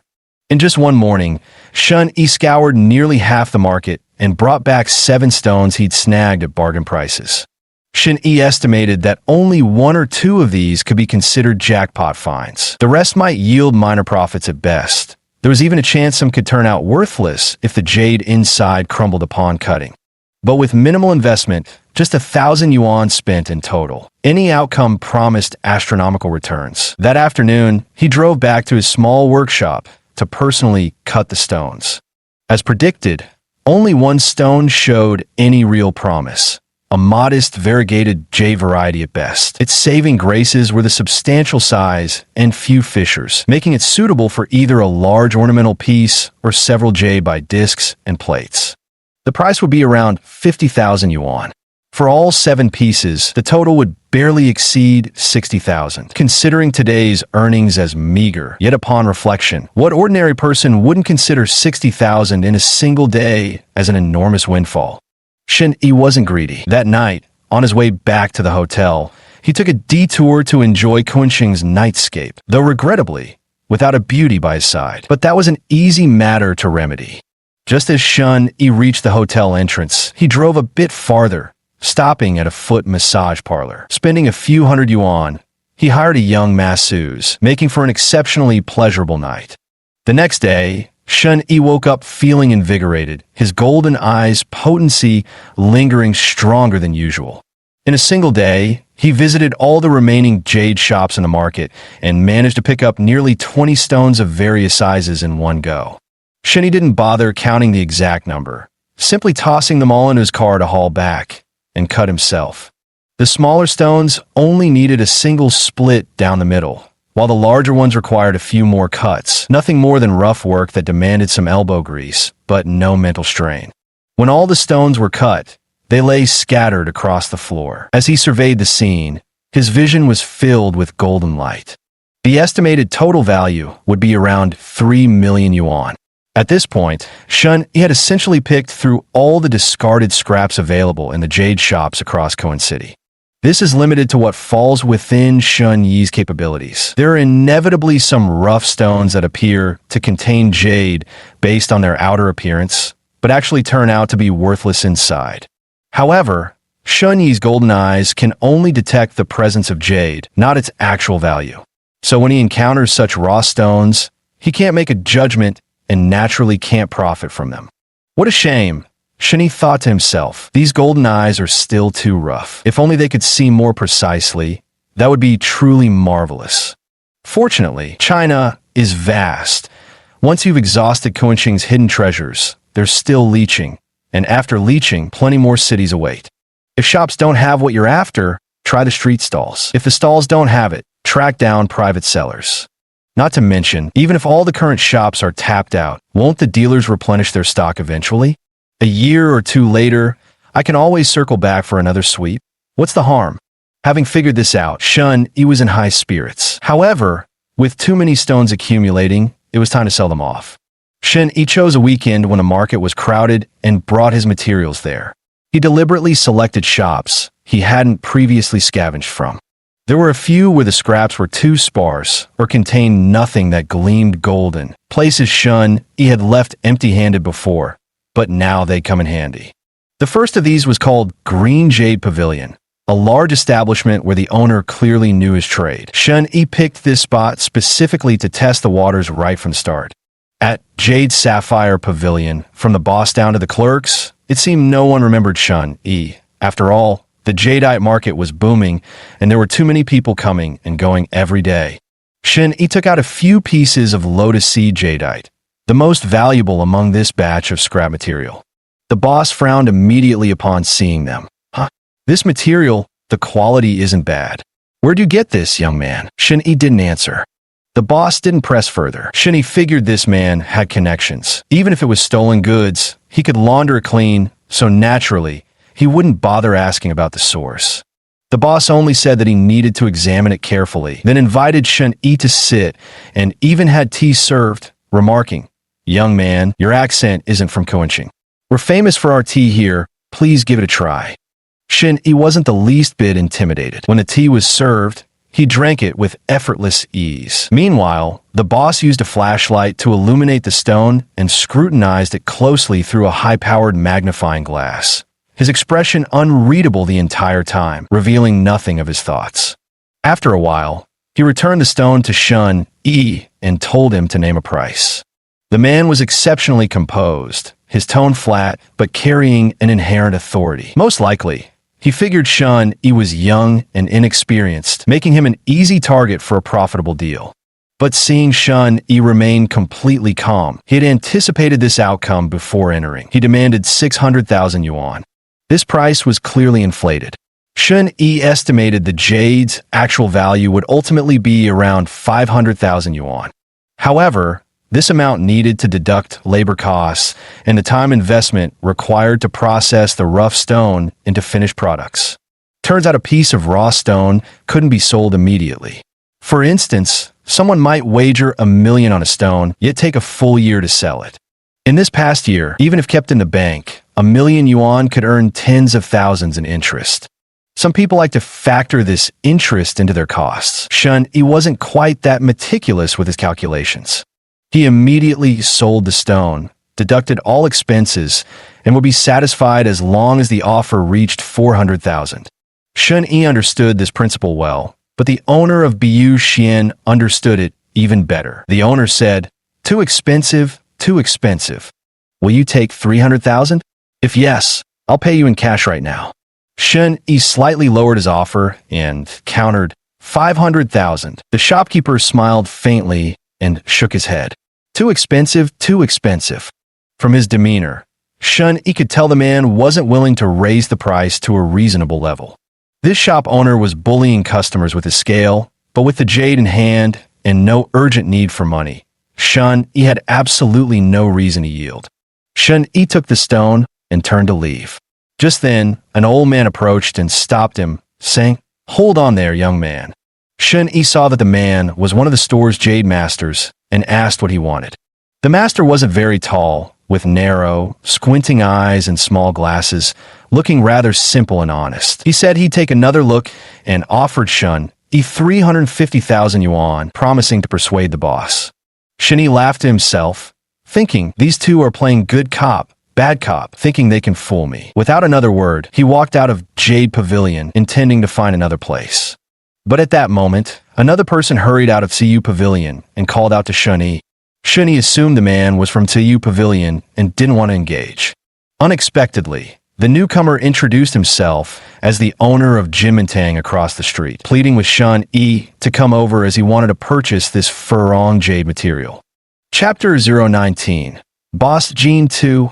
"Young man, I want to buy this material from you." The visitor spoke earnestly, a man in his 40s with a weary face, perhaps even younger than 40. Shun-Yi's curiosity got the better of him, so he agreed to take a look. The two arrived at Jimintang. Though the shop had a grandiose name, its interior was rather shabby. Yet, as Shun Yi glanced around, he noticed the tables, chairs, and cabinets were all solid wood, well worn from long use. Even the shop sign outside bore the three large characters, Jinmintang, hand-painted with gold leaf. It was clear this was an old establishment business that had seen better days, but had fallen on hard times recently. Turning to the man, Shun Yi asked, "How should I address you, boss?" The man replied, "My surname is Jean. Most folks just call me Jean II." Shun Yi nodded. "All right, boss Jean, let's skip the small talk and get down to business. How much are you offering for my stone?" Though older than Shun Yi, Boss Jean appeared far more nervous, as if frightened. He said, "I need to take a closer look. It won't take long, young friend, rest assured." Shun Yi smiled faintly and let him inspect freely. Boss Jean took out a flashlight and began examining piece after piece of material. Meanwhile, Shun Yi also took a look around the shop. He recalled passing by this place earlier during his bargain hunt, but the shop had been closed at the time, leading him to assume it had gone out of business. Now, it appeared the store was quite desolate. Not only were there no customers, but even the merchandise on display was sparse. The finest reserve pieces that every shop at least kept in stock were conspicuously absent here. Shun Yi wondered to himself, does this boss Jean even have the money to buy my stone? Don't let me have made this trip for nothing. After examining the stone, Boss Jean offered Shun Yi 400,000 yuan, adding, "Young man, you must understand this is a very fair price. Elsewhere they take advantage of your lack of power and connections to lowball you even more." Shun Yi nodded and said, "Fair enough." Boss Jean added, "Just one thing I need to clarify with you in advance. I don't have that much cash on hand." Shun Yi raised an eyebrow. "Oh, then what do you propose?" Fearing Shun Yi might misunderstand, Boss Jean hastily explained that he could immediately contact a buyer and sell the jade on the spot to that person, guaranteeing Shun Yi wouldn't be shortchanged even a penny. Shun Yi understood now. This Mr. Jean wanted a profit from the price difference. A stone worth 400,000 could easily flip for 450,000. Easy money came fast. Yet Shun Yi didn't resent it. Having wealthy clients was simply the man's own advantage. In this world, connections meant money, and Mr. Jin's approach made perfect sense. Shun Yi chuckled. "So that's it. You want to be the middleman. But why tell me? Everyone in business buys low and sells high. Couldn't you just pocket the profit quietly? Or are you worried the buyer, and I might cut you out of the deal?" Boss Jean forced a bitter smile and was just about to speak when suddenly someone walked in from outside. None other than the owner of Ciyu Pavilion, who had been there moments earlier. The visitor said, "Jean Eyre, you've learned to steal business now. With such skills, when are you going to settle your debt with me?" Boss Jean looked embarrassed, glanced at Shun Yi, then forced a smile and said, "Boss Gong, give me a few more days. I'll definitely raise the money for you." It turned out the owner of Jadeite Pavilion was surnamed Gong. His face was expressionless, as if deliberately wiping away any trace to keep others from seeing through him. Only the corners of his mouth curled up slightly in a feigned smile as he said, "I've already given you 2 months. My shop needs to operate too, and I have many people to support under me." Boss Jean offered another ingratiating smile. But shopkeeper Gong spoke with a cutting coldness, saying he could grant at most 3 days of leniency. Otherwise, they'd have to hand over the shop to settle the debt. With that, shopkeeper Gong shot Shun Yi a glance and sneered, his words laced with sarcasm. "Kid, you're better off trusting me than him. Even if he wants to buy that stone of yours, does he have the cash to pay? Come to me. I'll give you 350,000, the highest price you'll get." Just looking at the man was enough to stir disgust. Shun Yi had worked odd jobs since young and had met no shortage of hypocritical bosses like this. Vultures who'd strip you to the bone without a second thought. The weaker you were, the more they'd trample you into the dirt. Shun Yi felt a fire rise within him and responded coldly, "No need. Please leave." Boss Gong curled his lips and turned to leave. Shun Yi heard Boss Jean cursing, "Damn it, as deadly as a soul snatcher. If I hadn't fallen for your trap, I wouldn't be in this state." Hearing this, Shun Yi immediately asked what had happened. He learned that Boss Jean had taken inventory from Boss Gong, only to find the entire batch defective. This had broken his already fragile cash flow, leaving his shop unable to make ends meet and struggling to recover for over a year. Boss Jin's shop had been passed down from his father's generation, open for nearly 40 years. Once a golden signboard, It had gradually declined over time. Shun Yi had anticipated as much. Moreover, he suspected Palace Boss had targeted this shop right from the start. Truthfully, their business rivalry had nothing to do with Shun Yi. Nor did Shun Yi intend to help Boss Jean. His sole purpose was to teach Palace a lesson. My raw stone, Shun Yi declared. You're free to contact anyone you like. I'll settle for 400,000. Whatever you can sell it for beyond, that is entirely up to your own skill. The extra profit is all yours. At these words, Boss Jean was overjoyed. Soon, Boss Jean made a few calls and actually summoned a jade merchant. The merchant was a shrewd-looking, overweight man who offered 400,000 yuan, probably trying to take advantage of the situation. In the end, the stone's price rose by another 20,000. Shun Yi struck it big. Boss Jean made a small profit, barely enough to recover some of his losses, though still far from sufficient. Boss Jean said, "Thank you, young man. You're kind-hearted, yet carry an air of quiet authority. Given time, you're bound for greatness." Shun Yi smiled and said, "Then I'll take your auspicious words to heart. By the way, I still have some stones left. Why don't you negotiate with this jade merchant while he's here?" Boss Jean nodded, not expecting Shun Yi to have much left. To his surprise, Shun Yi pulled out a pile of stones all at once, each one sliced into pieces with visible green hues, though their quality varied from good to bad. Boss Jean was stunned. The portly jade merchant hadn't expected this either. The two exchanged a glance and blurted out in unison, "Holy shit." Both vaguely sensed that they were about to strike it rich. Shun Yi sold this batch of stones to Boss Jean for just 1.6 million, still a perfectly reasonable price. Boss Jean also had some skills, managing to sell the stone for 1.8 million. This turnaround, combined with the previous one, netted him a profit of 220,000 yuan. Seeing Boss Jean flushed with excitement, almost moved to tears, Shun Yi asked with a smile, "Boss Jean, how much do you owe Boss Gong?" Boss Jean replied, "Over 1 million. Though it's not enough to clear the debt, paying part of it up front should keep him from pressing too hard." Shun Yi, however, countered, "Not necessarily. When someone has their eye on your long-standing shop's reputation, they won't let you off the hook if you can't pay in full." The gold merchant was shocked, not by Mr. Gong's methods, but by Shun Yi's cunning intelligence at such a young age. He asked Shun Yi, "Then what do you say we should do?" After a brief calculation, Shun Yi felt that Boss Jin's connections could be put to good use, so he asked him to wait 2 days. He expected another batch of stones to arrive, presenting another opportunity to profit from arbitrage. Boss Jean was even more astonished, but that wasn't all. Shun Yi remembered that at Jade Pavilion, a new batch of stones had just arrived, among which one particularly glittered with golden light, though its exterior seemed rather unremarkable. This was exactly the kind of rough stone Shun Yi was willing to pick up at a bargain. However, that guy Gong probably wouldn't sell it cheap. If at all, he'd jack up the price. But if Boss Jean were to go, he might achieve unexpected success. Shun Yi then told Boss Jean to go pick up that stone for a bargain. Shun Yi said, "If you don't believe me, then I'll put up the money. Whether it's profit or loss, it's all mine. You just take your cut from the difference." Boss Jean was a spirited man too, and he declared, "No way. Little brother, you've said so much.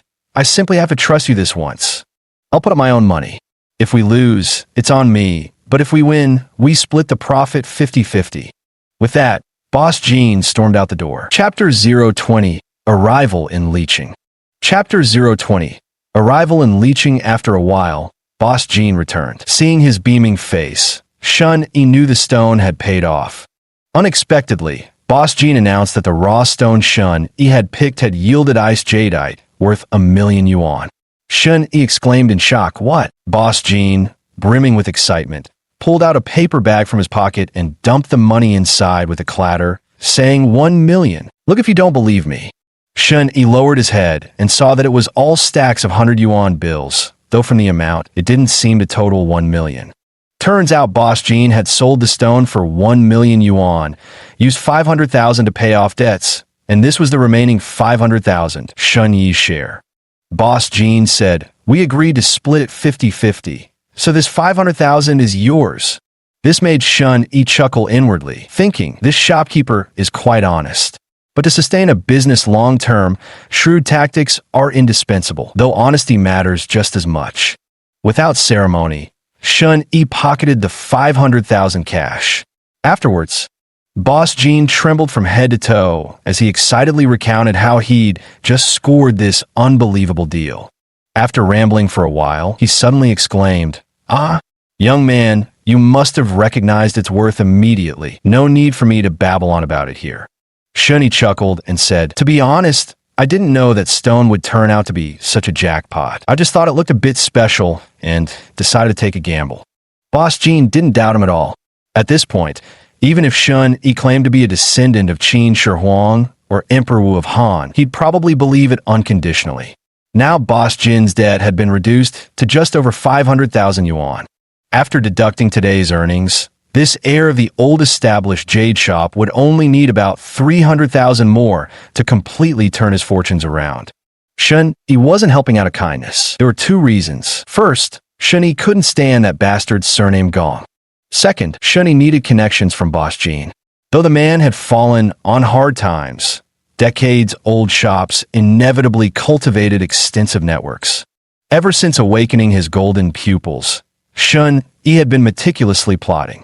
He intended to maximize these golden eyes to seize all the fame and fortune the world could offer. Now that all the stones were sold, 3 days later would mark the due date for Boss Jin's debt repayment. Shun Yi instructed Boss Gene to wait 3 days, time enough to find potential buyers, when they'd conduct a 3-party transaction. Having arranged everything, Shun Yi left the jade market. This place had already been thoroughly picked clean by Shun Yi, leaving no reason to stay. For the next 3 days, Shun Yi's destination would be the jade capital of China, Liqing.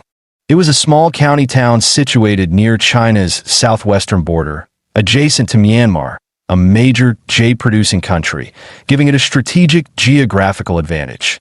For decades, even as far back as the Qing dynasty before its fall, this little county had been a bustling hub for jade trade between the two nations.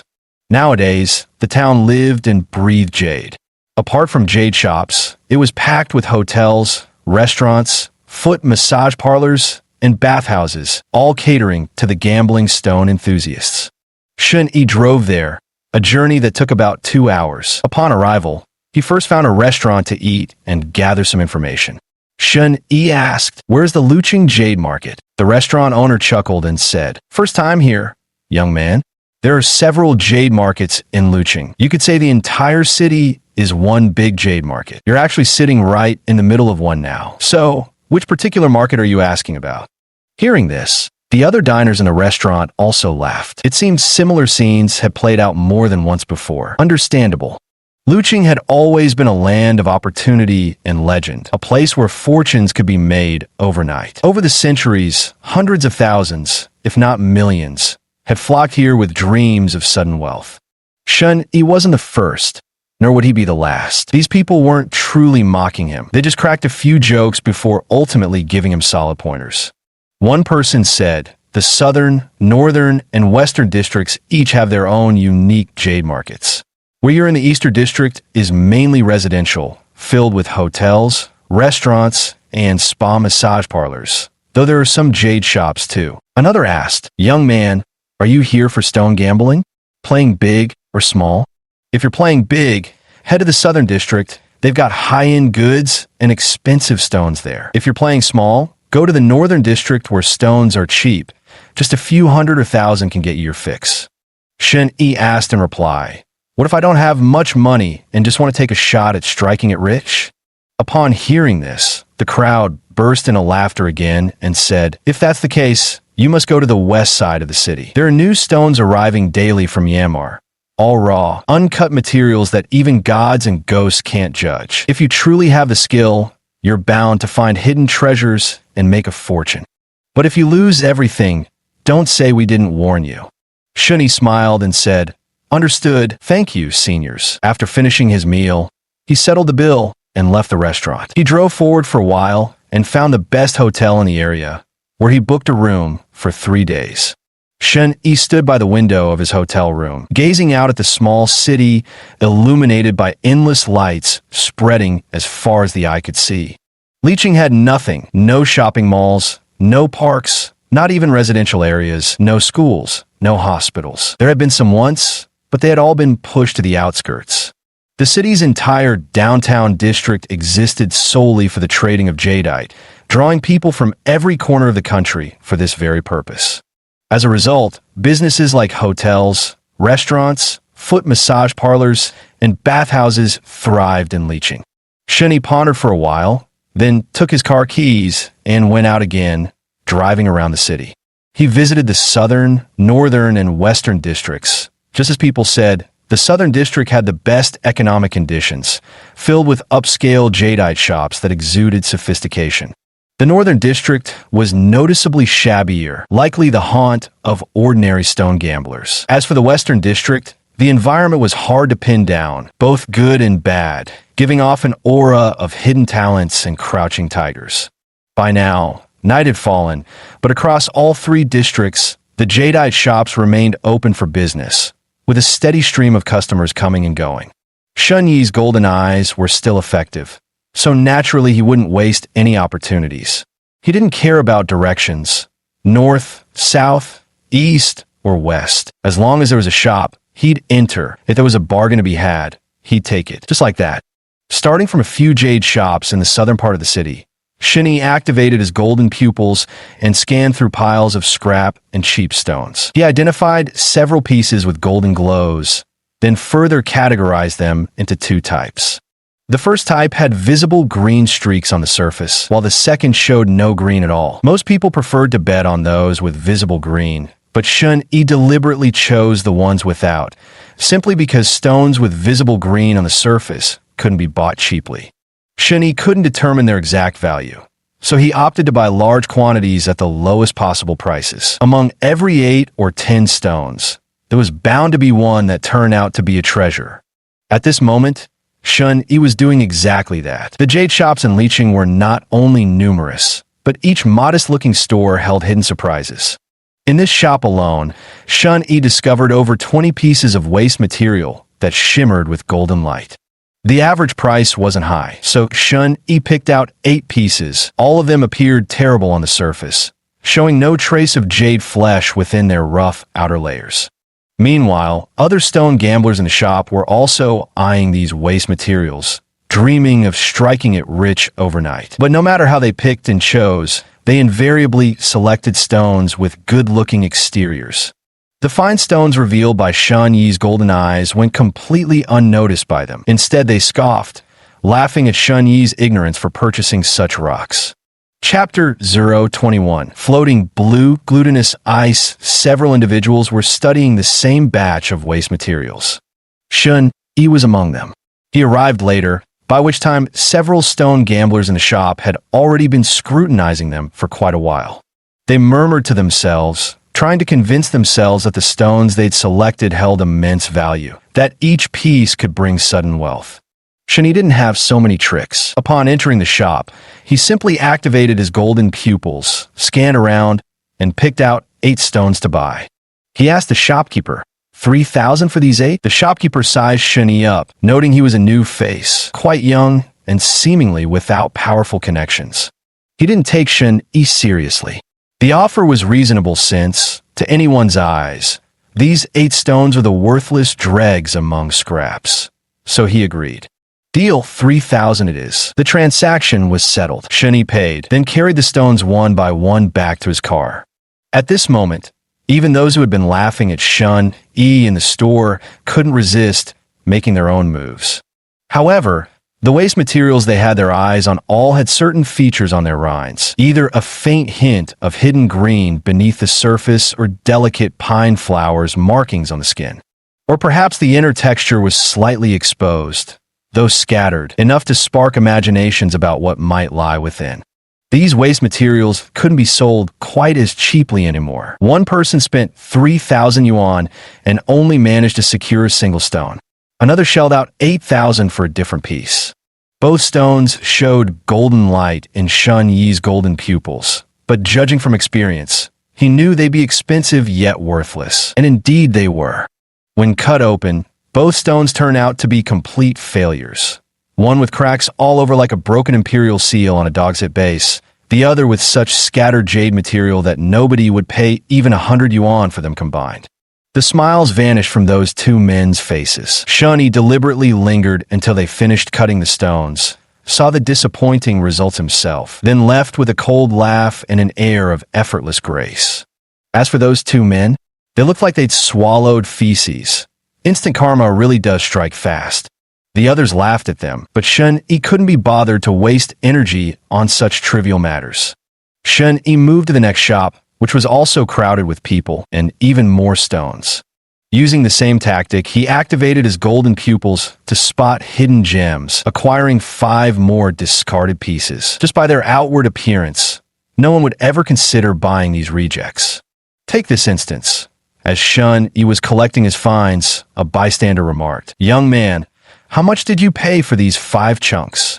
Shun Yi said 2,000. The old man frowned and replied, "I wouldn't even pay 200 for this. Even if you're trying to score a bargain, you can't just throw money around like this." The old-timer was kind-hearted, but unfortunately his level of discernment was nowhere near Shun Yi's. Shun Yi simply smiled faintly, offering neither explanation nor argument. Shun Yi left with the stones and headed to another nearby jade shop. There were simply too many stones to collect them all. Eventually, even his golden eyes could endure no more, forcing him to stop and rest. He drove back to the hotel, and the night passed uneventfully. The next day, Shun Yi first returned to Kuanqing to deliver this batch of stones to the processing workshop. There was no time to cut them open. After unloading all the stones, he hastily drove back to Liqing to continue hunting for bargains. By noon, Shun Yi had visited over a dozen jade shops, pushing his golden eyes to their absolute limit until his vision burned with pain and he could persist no longer. His reward, another truckload of stones. The rented car was packed full, trunk, back seat, even the passenger seat piled with stones. 33 slabs in total, weighing the tires down flat. Shun Yi drove back to Kuanqing again, finally finding some free time to cut the stones. He sliced several larger pieces, splitting them clean in half to check the quality immediately. Most were mediocre, with few valuable finds. But one piece stood out, a glutinous ice jadeite with floating blue floral patterns, strikingly brilliant. While hard to claim it was worth $1 million outright, that single cut alone ensured 400,000 or 500,000 without doubt. Shun Yi was thrilled. Then he composed himself, picked up a flashlight and magnifying glass, and carefully traced the path of those floating colored ribbons, as well as the fine cracks on the stone, to discern whether they penetrated deeper inside. After examination, the half on the left side of the stone has a lighter color and is more likely to contain only surface-level jade. It's better not to cut further. The one on the right shows color extending deep inside. You can take a slicing gamble, make a cut to confirm it. Shun Yi flipped the right half of the stone vertically and made another cut, successfully revealing a long, vertical ribbon of blue floral streaks. This cut was extraordinary. It increased the value by at least another $500,000. That's where real skill shines through. Shun Yi grew up admiring jade with his grandfather. Even after his grandfather passed away, he diligently studied jade knowledge every single day without fail.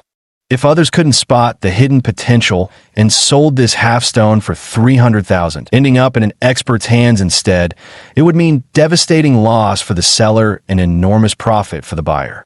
Fortunately, Shun Yi's discerning eye caught the trick. With things as they stood, this half alone was now worth 800,000, and although he didn't dare push further with the other half, it could still fetch 200,000. Shun Yi was overjoyed. After playing with the stone for a while longer, he carefully put it away before moving on to cut the next one. After half a day's exhausting work, Shun Yi was completely worn out again. But when he tallied up his earnings, he found he'd made at least another 3 million, and that didn't even include the remaining 20 or so uncut stones. Of course, there were mistakes too. On one stone, Shun Yi had chased the color deeper inside, only to uncover a massive fissure, a loss of around 100,000. But overall, as Shun Yi cut more and more stones, his ability to predict the jade's veins grew increasingly accurate. The rise or fall of 1 or 2 stones cannot determine a hero. Only those who laugh last laugh best. That night, Shun Yi returned to Liqing. For those next 2 days, he shuttled back and forth between the two cities, picking up bargains in Liqing and cutting stones in Kuanqing, so absorbed in his work that he lost all track of time. It wasn't until noon that day when Shun Yi received a call from Boss Jean that he remembered it was the day of the deal. Boss Jean had already contacted several buyers who were now gathered at Jimintang, but Shun Yi still hadn't shown up despite the agreed time, which gave Boss Jean quite a fright. Shun Yi smiled and said, "No problem. I'll head over now. Just wait 30 more minutes." With that said, Shun Yi loaded a cart full of jade rough and drove to Boss Jean's jade shop. Half an hour later, he arrived. Boss Jean came out to greet him, looking flustered. It turned out the buyers had been waiting too long and were getting anxious. Yet Shun Yi remained perfectly calm. He then opened the trunk and had Boss Jean take a few rough pieces inside first. The moment Boss Jean saw them, a loud "holy shit" escaped his lips. "Holy shit, this is sky blue ice jade. And this piece is glutinous ice jade. Good heavens, where did you get such premium goods?" Shun Yi smiled faintly but didn't respond. At that moment, a man emerged from the shop, bald, bearded, and twirling a pair of iron walnuts in his hand with an air of self-importance. The man shouted, "Jean Air, how much longer are you going to keep us waiting?" Proprietor Jean quickly put on an apologetic smile and said he'd be right there. The man then asked, "And who's this kid?" Before Boss Jean could introduce him, Shun Yi spoke first, "The stone delivery boy." Boss Jean was puzzled. Upon reflection, he realized he actually knew very little about Shun Yi's background. So how did this youngster come by such exceptional goods? Growing even more confused, Boss Jean decided this wasn't the time for speculation and focused instead on properly entertaining these buyers. Chapter 022. A three-way deal. 4 visitors arrived at Jimintang today. The 4 men all had plump faces with large ears, their features etched with snobbery. Wealthy men who looked down on the poor as less than human. They were all long-standing customers of Golden Fortune Hall. But as Boss Jin's business declined and Golden Fortune Hall fell into decay, they adapted their attitudes accordingly, dropping the respectful Boss Jin in favor of the dismissive old Jin. Today, Shun Yi arrived late. These 4 merchants were practically puffing with arrogance. Had Boss Jin not bowed and scraped, bending over backward to please them, they likely would have left long ago. But none of this mattered to Shun Yi. Boss Jin, these 4 loathsome merchants, they were all irrelevant to him. Shun Yi held the jade material in his hand, knowing it could be sold for money anywhere. He said to Boss Jin, "For this batch of material, my asking price is 5 million. No matter how much you sell it for, this amount must be paid to me. If you have the skill to sell it for more, the extra profit is yours to keep." Shun Yi didn't demand more, and Boss Jin didn't dare refuse. He agreed immediately. The 3-party transaction then took place. Shun Yi, Boss Jin, and those 4 businessmen all gathered together in one place. The big bearded bald man from earlier said, "Quite the grand entrance you're making, keeping us waiting so long. I hope you've got something good to show, or else this old man's going to lose his temper." Another boss, whose wrinkled face resembled a Shar-Pei dog's but spoke in a voice as faint as a mosquito, chimed in, "Exactly. Don't waste our time. Show us the real deal." Manager Jean then revealed that piece of floating blue ice jade. The material was actually only glutinous ice grade, but its quality was genuinely exceptional. The moment it was displayed, all those bosses were dumbstruck. They truly hadn't expected the down-on-his-luck Jimintang to still have connections for procuring such premium goods. "Holy shit, this is floating blue ice. Wait, no, glutinous ice. But it's very close to ice base. Look at this color. Such pure blue. This old man hasn't seen blue water jadeite this fine in years." All 4 men were dumbfounded, their arrogant attitudes instantly gone. After some bargaining, the stone was finally secured by one of them for 1.2 million yuan. As for the remaining stones, though not as exceptional as this one, they were all rare high-quality pieces on the market. The moment each stone was revealed, it was immediately snapped up.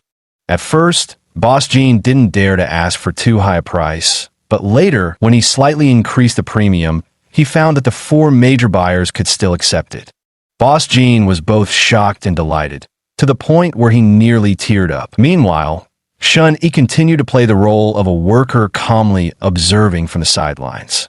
In the end, within just 10 minutes, This cart full of stones fetched Boss Gene just over 5 million.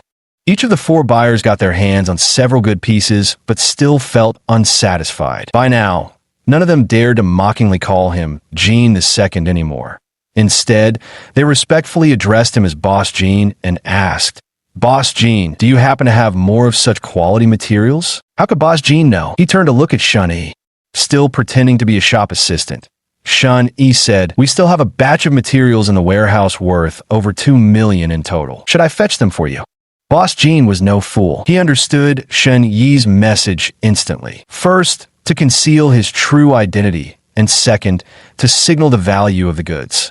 All 4 buyers expressed interest and urged Boss Gene to bring out the goods. Having been down on his luck for so long, Boss Gene felt immensely gratified to finally regain some prestige. "Very well, go get the stones," Boss Gene instructed. Shun Yi nodded, but made no immediate move to leave. The 4 buyers grew impatient, asking Shun Yi why he hadn't selected any stones. Shun Yi replied, "The warehouse is too far. I'm afraid it would take too much time, and people would start pushing me to hurry." The 4 buyers looked embarrassed, thinking to themselves, "How dare this little shop assistant talk back to us?" But in order to get good jadeite, they had to swallow their pride and speak kindly to Shun Yi. One of them said, "Young man, surely you don't think we'd really take offense at such words?" Another chimed in, "We're old acquaintances of Boss Gene. What's the harm in waiting a bit longer?" These fair-weather friends only amused Shun Yi, who played along with their antics one more time before leaving to retrieve the stones. Shun Yi drove back to the processing shop, selected a batch of raw materials, and delivered them to Jimintang.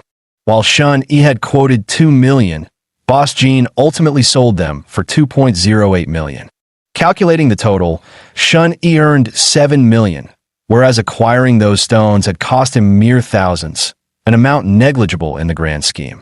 Boss Gene made a profit of over 300,000 yuan, just enough to pay off his debts. The 4 merchants who took the stones also left satisfied. It was a win-win-win deal that left everyone happy.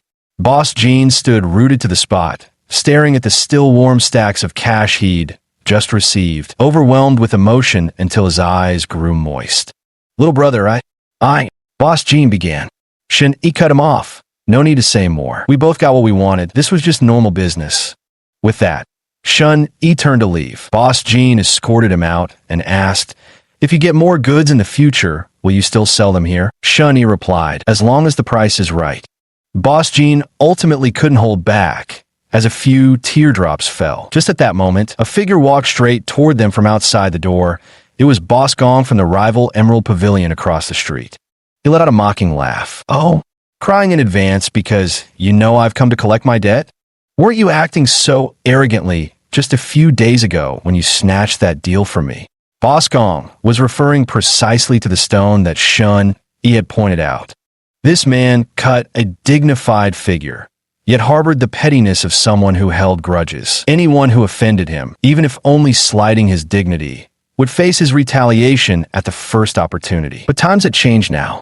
Boss Gene wiped away his tears and said, "Boss Gong, you've come at just the right time. The debt I owe you adds up to 550,000 left, correct?" Boss Gong figured there was no way anyone could easily gather that much money within 3 days. So he replied, "That's right. Do you have it? If not, according to the contract, this shop of yours will belong to me." Boss Gene continued, "Did you bring the contract?" Boss Gong retrieved a contract from his pocket. As Boss Gene reached to grab it, he pulled it back with a laugh. "Trying to snatch it? Snatching won't help unless you fork over the money to pay your debt, otherwise." Before he could finish, Boss Gene turned and went back into the shop. He returned with the 300,000 yuan he had just earned plus an additional 200,000 from earlier and tossed it all to Boss Gong. "Count it carefully, Gong." Boss Gong was stunned. After a meticulous count, it was indeed 550,000 yuan. "Holy shit, where'd you get this money?" Boss Gene, overcome with emotion, pointed at Shun Yi beside him and exclaimed, "It's all thanks to this young man. Were it not for the batch of stones he brought, my family's century-old shop might have truly fallen into your hands." Boss Gong was shocked. "What? Him?" He turned to scrutinize Shun Yi closely, yet failed to recognize him as the same young man who'd entered his shop 3 days earlier to sell stones. He was puzzled over Shun Yi's background. Was he the son of some wealthy merchant? Or perhaps a disciple of a renowned jade master? Suddenly, Boss Jean added, "Not just these stones. Even when I gambled on stones at your place 3 days ago, it was this young man who..." Before he could finish, Shun Yi coughed twice and quickly tried to stop him, but it was too late. Boss Gong immediately understood. It was Shun Yi's behind-the-scenes guidance that led to his subsequent windfall. Chapter 023, A Helping Hand. Chapter 023, A Helping Hand. Hearing that Shun Yi was the mastermind, Boss Gong turned pale with shock. What? It was him who told you to pick those bargains. Boss Jean wore a troubled expression and glanced at Shun Yi, fearing he had spoken out of turn. Indeed, he had misspoken. Shun Yi sighed faintly to himself, thinking, Boss Jean got too carried away and forgot about secrecy. He actually let my secret slip. Boss Gong picked up on it too. With things having come to this, Shun Yi had no choice but to play dumb, saying, "Me? Boss Jean flatters me too much. I don't have such abilities." Boss Jean quickly tried to cover up. Yes, you just casually mentioned it, but I was the one who ultimately appraised that stone. Boss Gong frowned deeply, looking at Shun Yi, who was feigning composure, then at the visibly panicked Boss Jean. Clearly their little act had fallen apart. Yet even as he said this, Boss Gong felt Shun Yi couldn't possibly possess such capability. The kid was far too young. Unless he had some powerful backer behind him, how much merchandise could he possibly move single-handedly? Not to mention spotting undervalued treasures. That requires even more experience and knowledge. Shopkeeper Gong snorted. I doubt a youngster like you has that capability." Shun Yi smiled faintly, offering no defense for himself. But at that moment, Mr. Gong wasn't just making empty remarks. Seeing Shun Yi's faint smile, though the young man remained silent, it felt as if he were saying, "I'm just messing with you. I am indeed that incredible, but I simply won't tell you." Shun Yi's calm and composed demeanor only deepened Shopkeeper Gong's disgust. Unable to contain himself, Gong pressed again. "Boy, was it really you who tipped off Jean Eyre about that bargain?" Shun Yi had already decided to keep a low profile, so he continued to smile without speaking. Boss Gong became even more displeased. In truth, he could have simply turned and walked away without any trouble, but pride got the better of him. He was determined to take the initiative and humiliate Shun Yi. Boss Gong stretched out his hand and slapped Shun Yi's face twice, then asked him for the third time, "Hey brat, did you suddenly go mute? I'm talking to you." This time, Shun Yi stopped smiling. Boss Gong's actions had successfully stoked his fury. Even a nearby Boss Jean noticed something was amiss and quickly stepped forward to shield Shun Yi. "Gong Zhe, what are you doing picking on a young man? I've already told you I found this bargain myself. Why won't you believe me?" So the shopkeeper's name was Gong Zhe. With a cold laugh, he retorted, "You?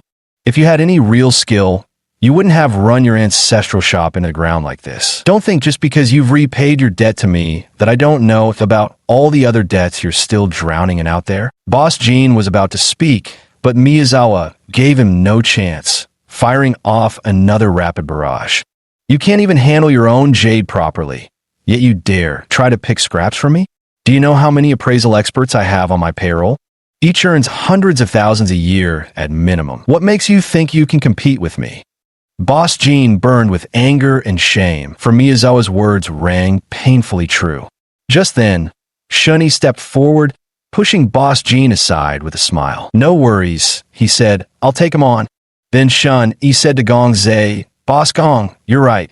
I was the one who let Boss Jean pick up that bargain. So what?" Gong Zhe sneered again. "So it really was you?" Shun Yi replied. "Yes, it really was me." Gong Zhe burst into loud laughter. "Ha ha! You got some nerve, kid. If you've really got such skills, I'd damn well like to see them for myself."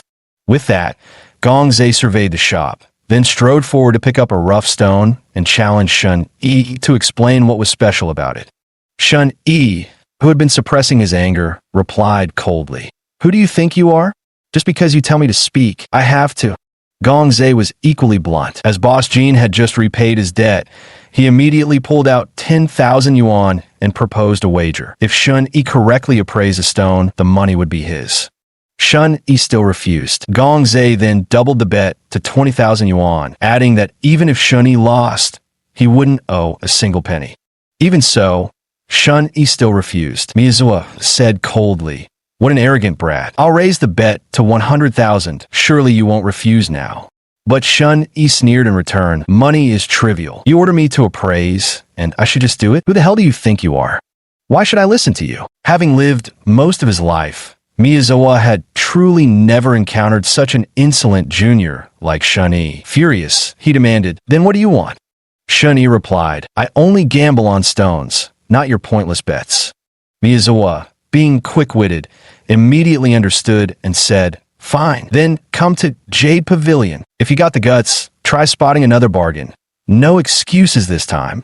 With that, Miyazawa strode out first. Shun-Yi followed closely behind. Seeing things taking a bad turn, Boss Jean, who realized this whole mess started because of his loose tongue, was filled with regret.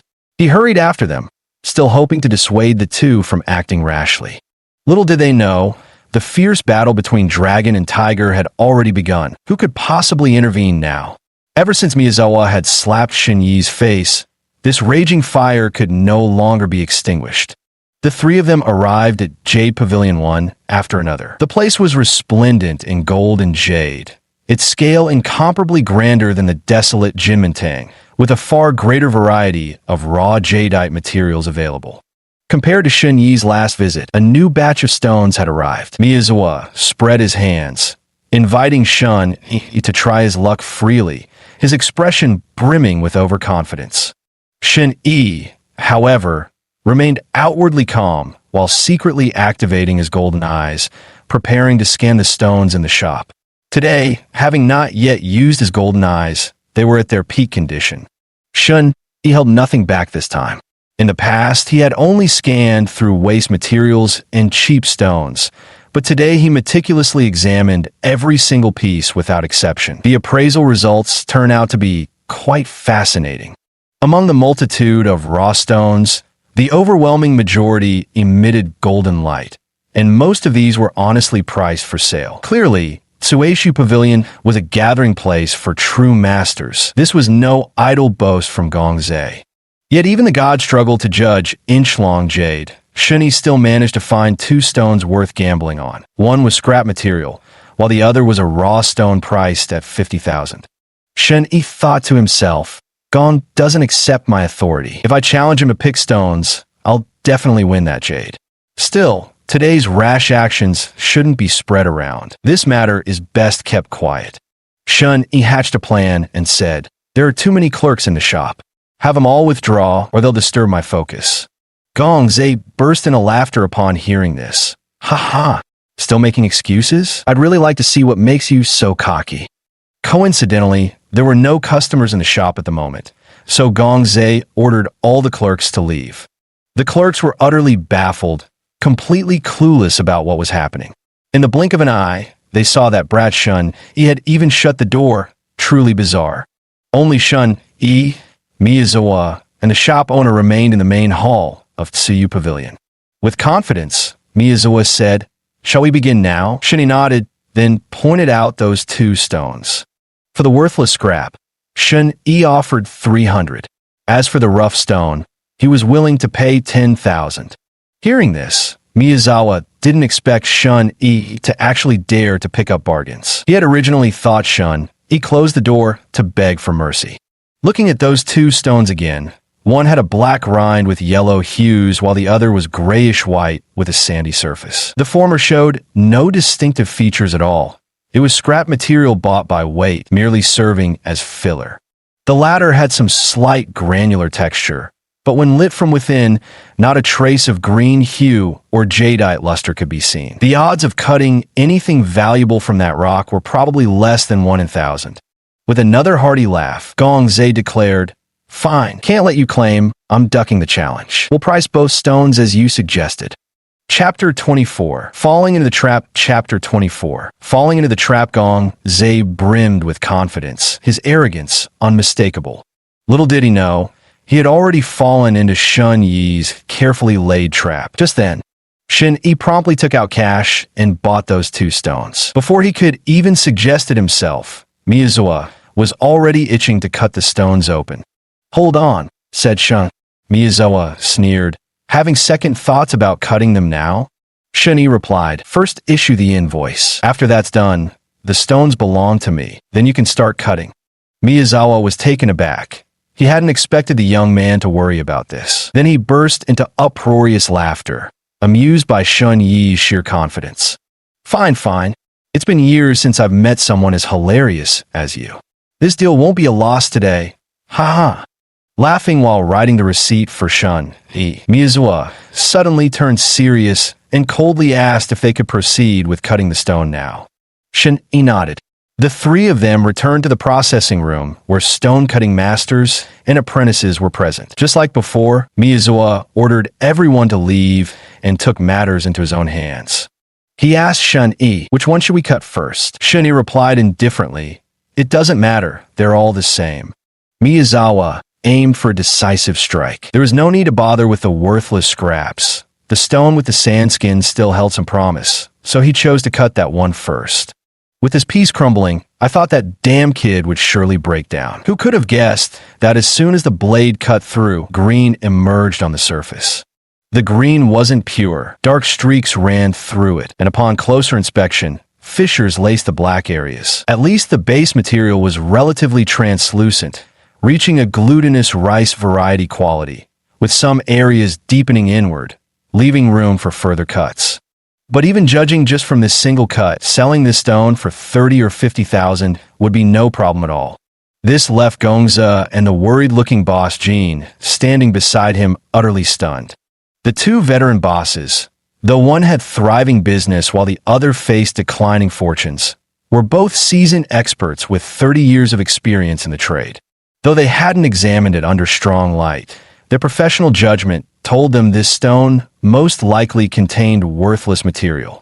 But now that green jade had emerged, the two men locked eyes, momentarily stunned enough to forget their old grudges. Miyazawa was utterly astonished, while Boss Jin's shock mingled with delight. When he regained his composure, he exclaimed in amazement, "Holy shit, it's a jackpot!" Shun Yi examined the cut surface without the slightest hint of delight, even showing an expression of disdain as he said, "So it's just this mediocre quality. Here," he continued, "make another cut. Hopefully the glutinous base can dissolve into it."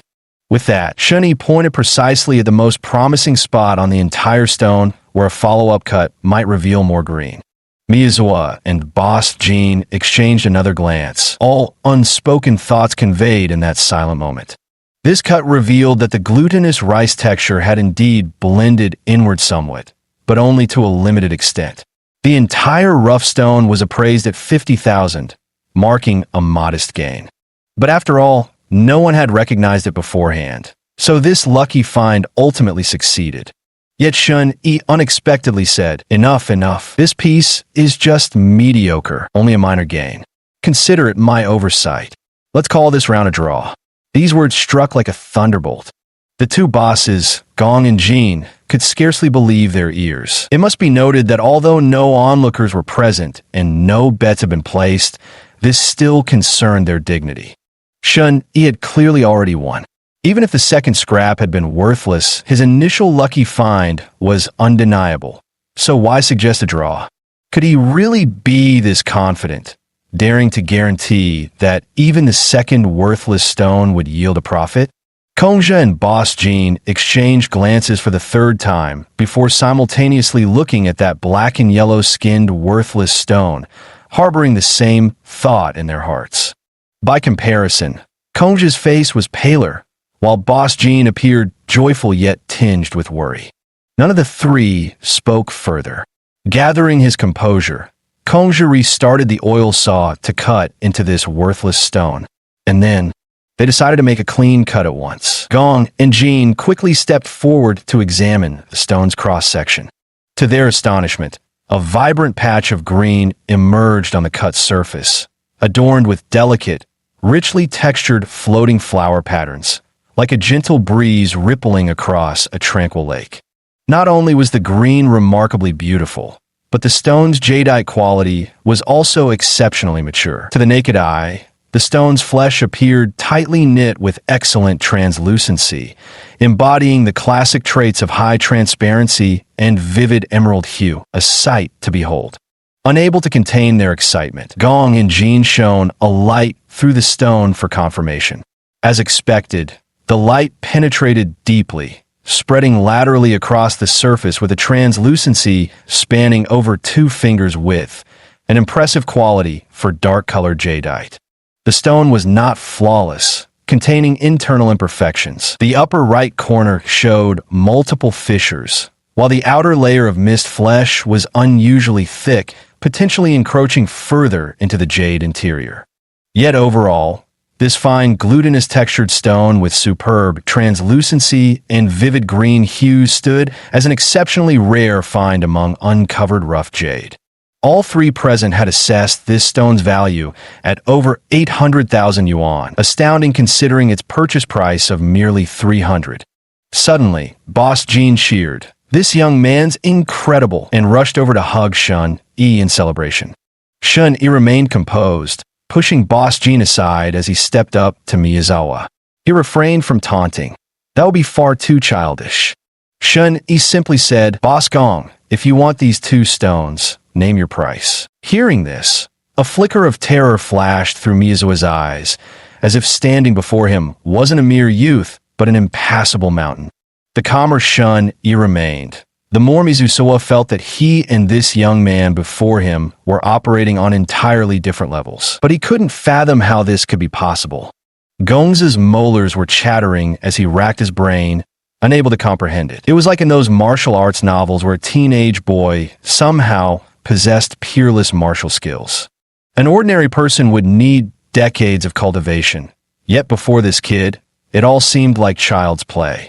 Gong Zhe could only conclude that Shun Yi had a mastermind backing him, someone who had thoroughly studied his Jade Pavilion, with Shun Yi merely acting on orders.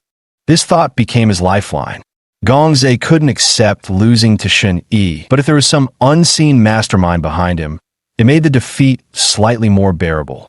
So Gong Zhe said, "Kid, stop playing dumb. Bring out the mastermind behind you. If there are grievances, Gong, will discuss them with him face to face." Shun Yi laughed. "What mastermind? What's this, Boss Gong? Still can't accept defeat." Miyazawa said, "Exactly. I don't believe you have this ability. Someone must be secretly guiding you. If you're really that impressive, let me test you again." With that, Miyazawa stood up and retrieved a stone covered with green moss-like patches from a cabinet in the processing room. The stone wasn't very large, about the size of 2 stacked bricks, but its sand-like outer layer revealed flecks of green, an exceptionally fine surface quality. Miyazawa said, "This stone was just brought back from Yammer yesterday. It hasn't been displayed outside where others could see it, so I doubt even the master behind you would know about it. Right now, there's no one around. That Jin Air is useless and can't help you. If you truly have the ability, tell me how much this stone is worth. If you do, I'll admit defeat and even give you an additional 100,000 yuan. But if you lose, you'll have to give me 100,000 yuan. So what do you say? Do you dare to take the bet?" Shun Yi frowned, staring intently at the green flecked stone before glancing back at Miyazawa. Logically speaking, the golden eyes shouldn't be able to appraise this kind of rough stone, yet Shun Yi agreed without hesitation. "All right, let's do it." Chapter 025. Green devoured by moss. Shun Yi remained calm and composed as he accepted the wager. Seeing this, Miyazawa suddenly grew uneasy, thinking to himself, with no one around, could he truly possess the ability to identify jadeite rough? He stole another glance at the stone. In truth, while this raw stone appeared to have excellent exterior features, it concealed a significant flaw. Even among Miyazawa's own team of experts, opinions were sharply divided. Some believed its green-tinged surface indicated hidden treasures within. However, there were also those who believed this stone suffered from green devoured by moss, where internal color had scattered outward to the skin. The more flawless the surface appeared, the worse its inner jade quality would actually be. Opinions were divided. Even Miyazawa himself couldn't make up his mind. They reckoned that this Shun Yi fellow was trapped in a dark room. Even if he had some mastermind backing him, how could assistance reach him there? How could he possibly make an accurate appraisal? But Shun Yi dared to gamble precisely because he had an ace up his sleeve. The moment the stone was revealed, he had already activated his golden eyes to examine it. To his surprise, the stone appeared dull and lackluster, indicating it contained no jade within. Shun-Yi was equally startled. Then he recalled from the books that there's a saying in the jade trade, green devoured by moss, and this stone must be such a case. That was what gave Shun-Yi the confidence to take the gamble. Otherwise, relying solely on his naked eye, he truly couldn't assess the stone's value. If Old Man Gong used that as an excuse, winning wouldn't feel satisfying. At this moment, Shun-Yi put on an elaborate show, studying the stone for a long time, shining a flashlight on it, examining it closely with a magnifying glass, before finally declaring his appraisal complete. Gong Zai, as expected, didn't suspect a thing and asked Shun-Yi about the stone's worth. Shun-Yi replied, "Not worth a single coin." Miyazawa was shocked. "What? You brat, how dare you spout such nonsense?" The shop's numerous experts had collectively appraised the stone, at most suspecting it might be a dud. Yet Shun-Yi claimed it was utterly worthless. What nonsense! Immediately, he burst into laughter, thrilled that Shun-Yi had finally shown his true colors. Boss Jean stood by, equally anxious, wanted to offer some conciliatory words, but Miyazawa waved his hand. "Enough talk. If you warn me, wouldn't that ruin the thrill of my victory?" Then Miyazawa asked Shun-Yi to confirm whether the stone was truly worthless. If it was, they would cut it open immediately. Shun-Yi laughed and said, "Go ahead and cut it. There's no jade in this stone, I guarantee it. If I'm wrong, I'll pay you 100,000. Miyazawa was delighted. "Great, it's a deal." Then, with great enthusiasm, Miyazawa started cutting the stone. But with one slice down the middle, he froze in shock. The cross-section of the stone revealed only semi-translucent gray-black impurities, its internal texture rough and coarse, completely lacking the jadeite's characteristic vibrant green hue. Upon closer inspection, the stone actually resembled granite. Gongza could scarcely believe his eyes. He was an expert, the owner of Tsiyu Xian Jade Gallery. To think he couldn't even distinguish between jadeite rough and granite. If this got out, people would laugh their heads off. Gongza held the stone as his face flushed red, then turned pale, before darkening to purple. Finally, with his anger deflated, it drained back to sickly white. Not just him, even Boss Jean, standing nearby, was stunned speechless. These two men had worked with jade for 30 years. Yet the bizarre events that transpired in this small workshop today were utterly unprecedented. Shun-Yi, however, remained completely composed and simply asked, "Boss Gong, are you convinced now?" Gong Zai slowly raised his head, his lips trembling slightly as if wanting to say something, but ultimately he remained silent. In the end, despite everything, Gong Zai still handed over the promised 100,000 yuan bet to Shun-Yi. As for those two stunningly exceptional raw stones, Shun-Yi left them with Boss Jean to be sold when the opportunity arose, regardless of the final selling price. Shun-Yi demanded 1.2 million yuan for them. Including the earlier sale of materials, Shun-Yi had earned over 4 million today. Moreover, he wasn't worried about his secret being exposed. As Shun-Yi left Tsiyu Pavilion, shopkeeper Jean followed closely behind and apologized. "I'm sorry, young man. In my excitement, I revealed that you helped me. Thankfully, you're extraordinary, otherwise today might have." Before he could finish, Shun-Yi said, "It's fine. Let's not dwell on the past." However, similarly, before he could finish, shopkeeper Jean understood and promised not to mention this matter to anyone again. Yet, he worried that shopkeeper Gong might spread word of it and cause trouble. Shun-Yi smiled slightly, but said there was no need to worry. Boss Jean was puzzled. Without explanation, Shun-Yi left the two stones behind and drove away. As for Boss Gongza, he remained alone in the processing room, staring at the stone for a long time, still unable to fathom how Shun-Yi had appraised it. After quite some time, there was a knock at the door. Gongza, feeling guilty, startled in alarm and asked, "Who is it?" The veteran stone-cutting master from the shop said, "Boss, the lads asked me to check. Are we doing any business today? There are a few customers outside now, but you ordered them not to come in, so?" With a long sigh, Mitsuzawa finally pulled himself together and had everyone return to their positions. As for today's incident, since no one in the store was aware of it, at least his dignity remained intact, and Mitsuzawa had no intention of publicizing it. The only worry was that bastard Jean Eyre and that wretched kid Shun. He might make a big fuss outside, boasting about how some gambling prodigy completely crushed the owner of Green Jade Pavilion. And this was precisely Shun Yi's brilliance. Earlier, Shun Yi had deliberately driven everyone out of the store, leaving only himself and the two owners, Mitsuzawa and Jean, having anticipated exactly this outcome. Shun Yi drove back to Liqing. After a brief rest, he resumed scouring various jadeite stores for overlooked bargains. If he were recognized, people would inevitably become wary of him. That day would come sooner or later, and Shun Yi just wanted to buy some more time, taking advantage of his anonymity to pick out a few more promising stones. Shun Yi himself wouldn't leak the secret. Boss Jean wouldn't either. Miyazawa certainly wouldn't publicize his own humiliation.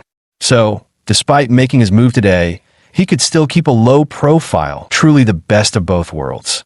For the rest of the day, Shun Yi went to several shops in Liqing, and, as expected, no one suspected his true identity. The shop owners and jade vendors, noting Shun Yi's youthful appearance, casual attire, and out-of-town accent, simply took him for another naive young man chasing dreams of sudden wealth. If he were some wealthy young master, it'd be worth sucking up to him and squeezing more money out of him. But Shun Yi's clothes were all bargain bin purchases, and the stones he gambled on were all worthless scraps, nothing there to squeeze. Who would waste their time on him? Left undisturbed, Shun Yi quietly raked in the profits. In just one afternoon, he managed to pick out 10 more stones.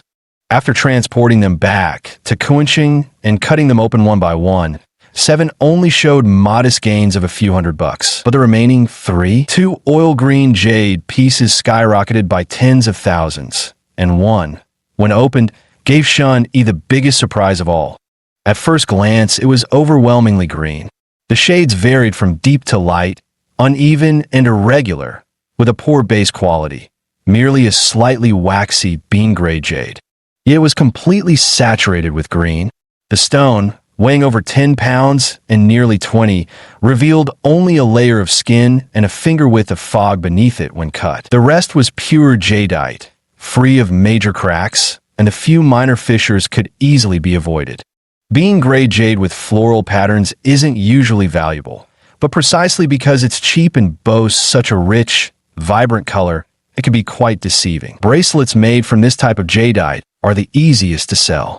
The stone cost only 180 yuan, but Shun Yi estimated the extracted jade to be worth at least 500,000. Chapter 026, West City Market.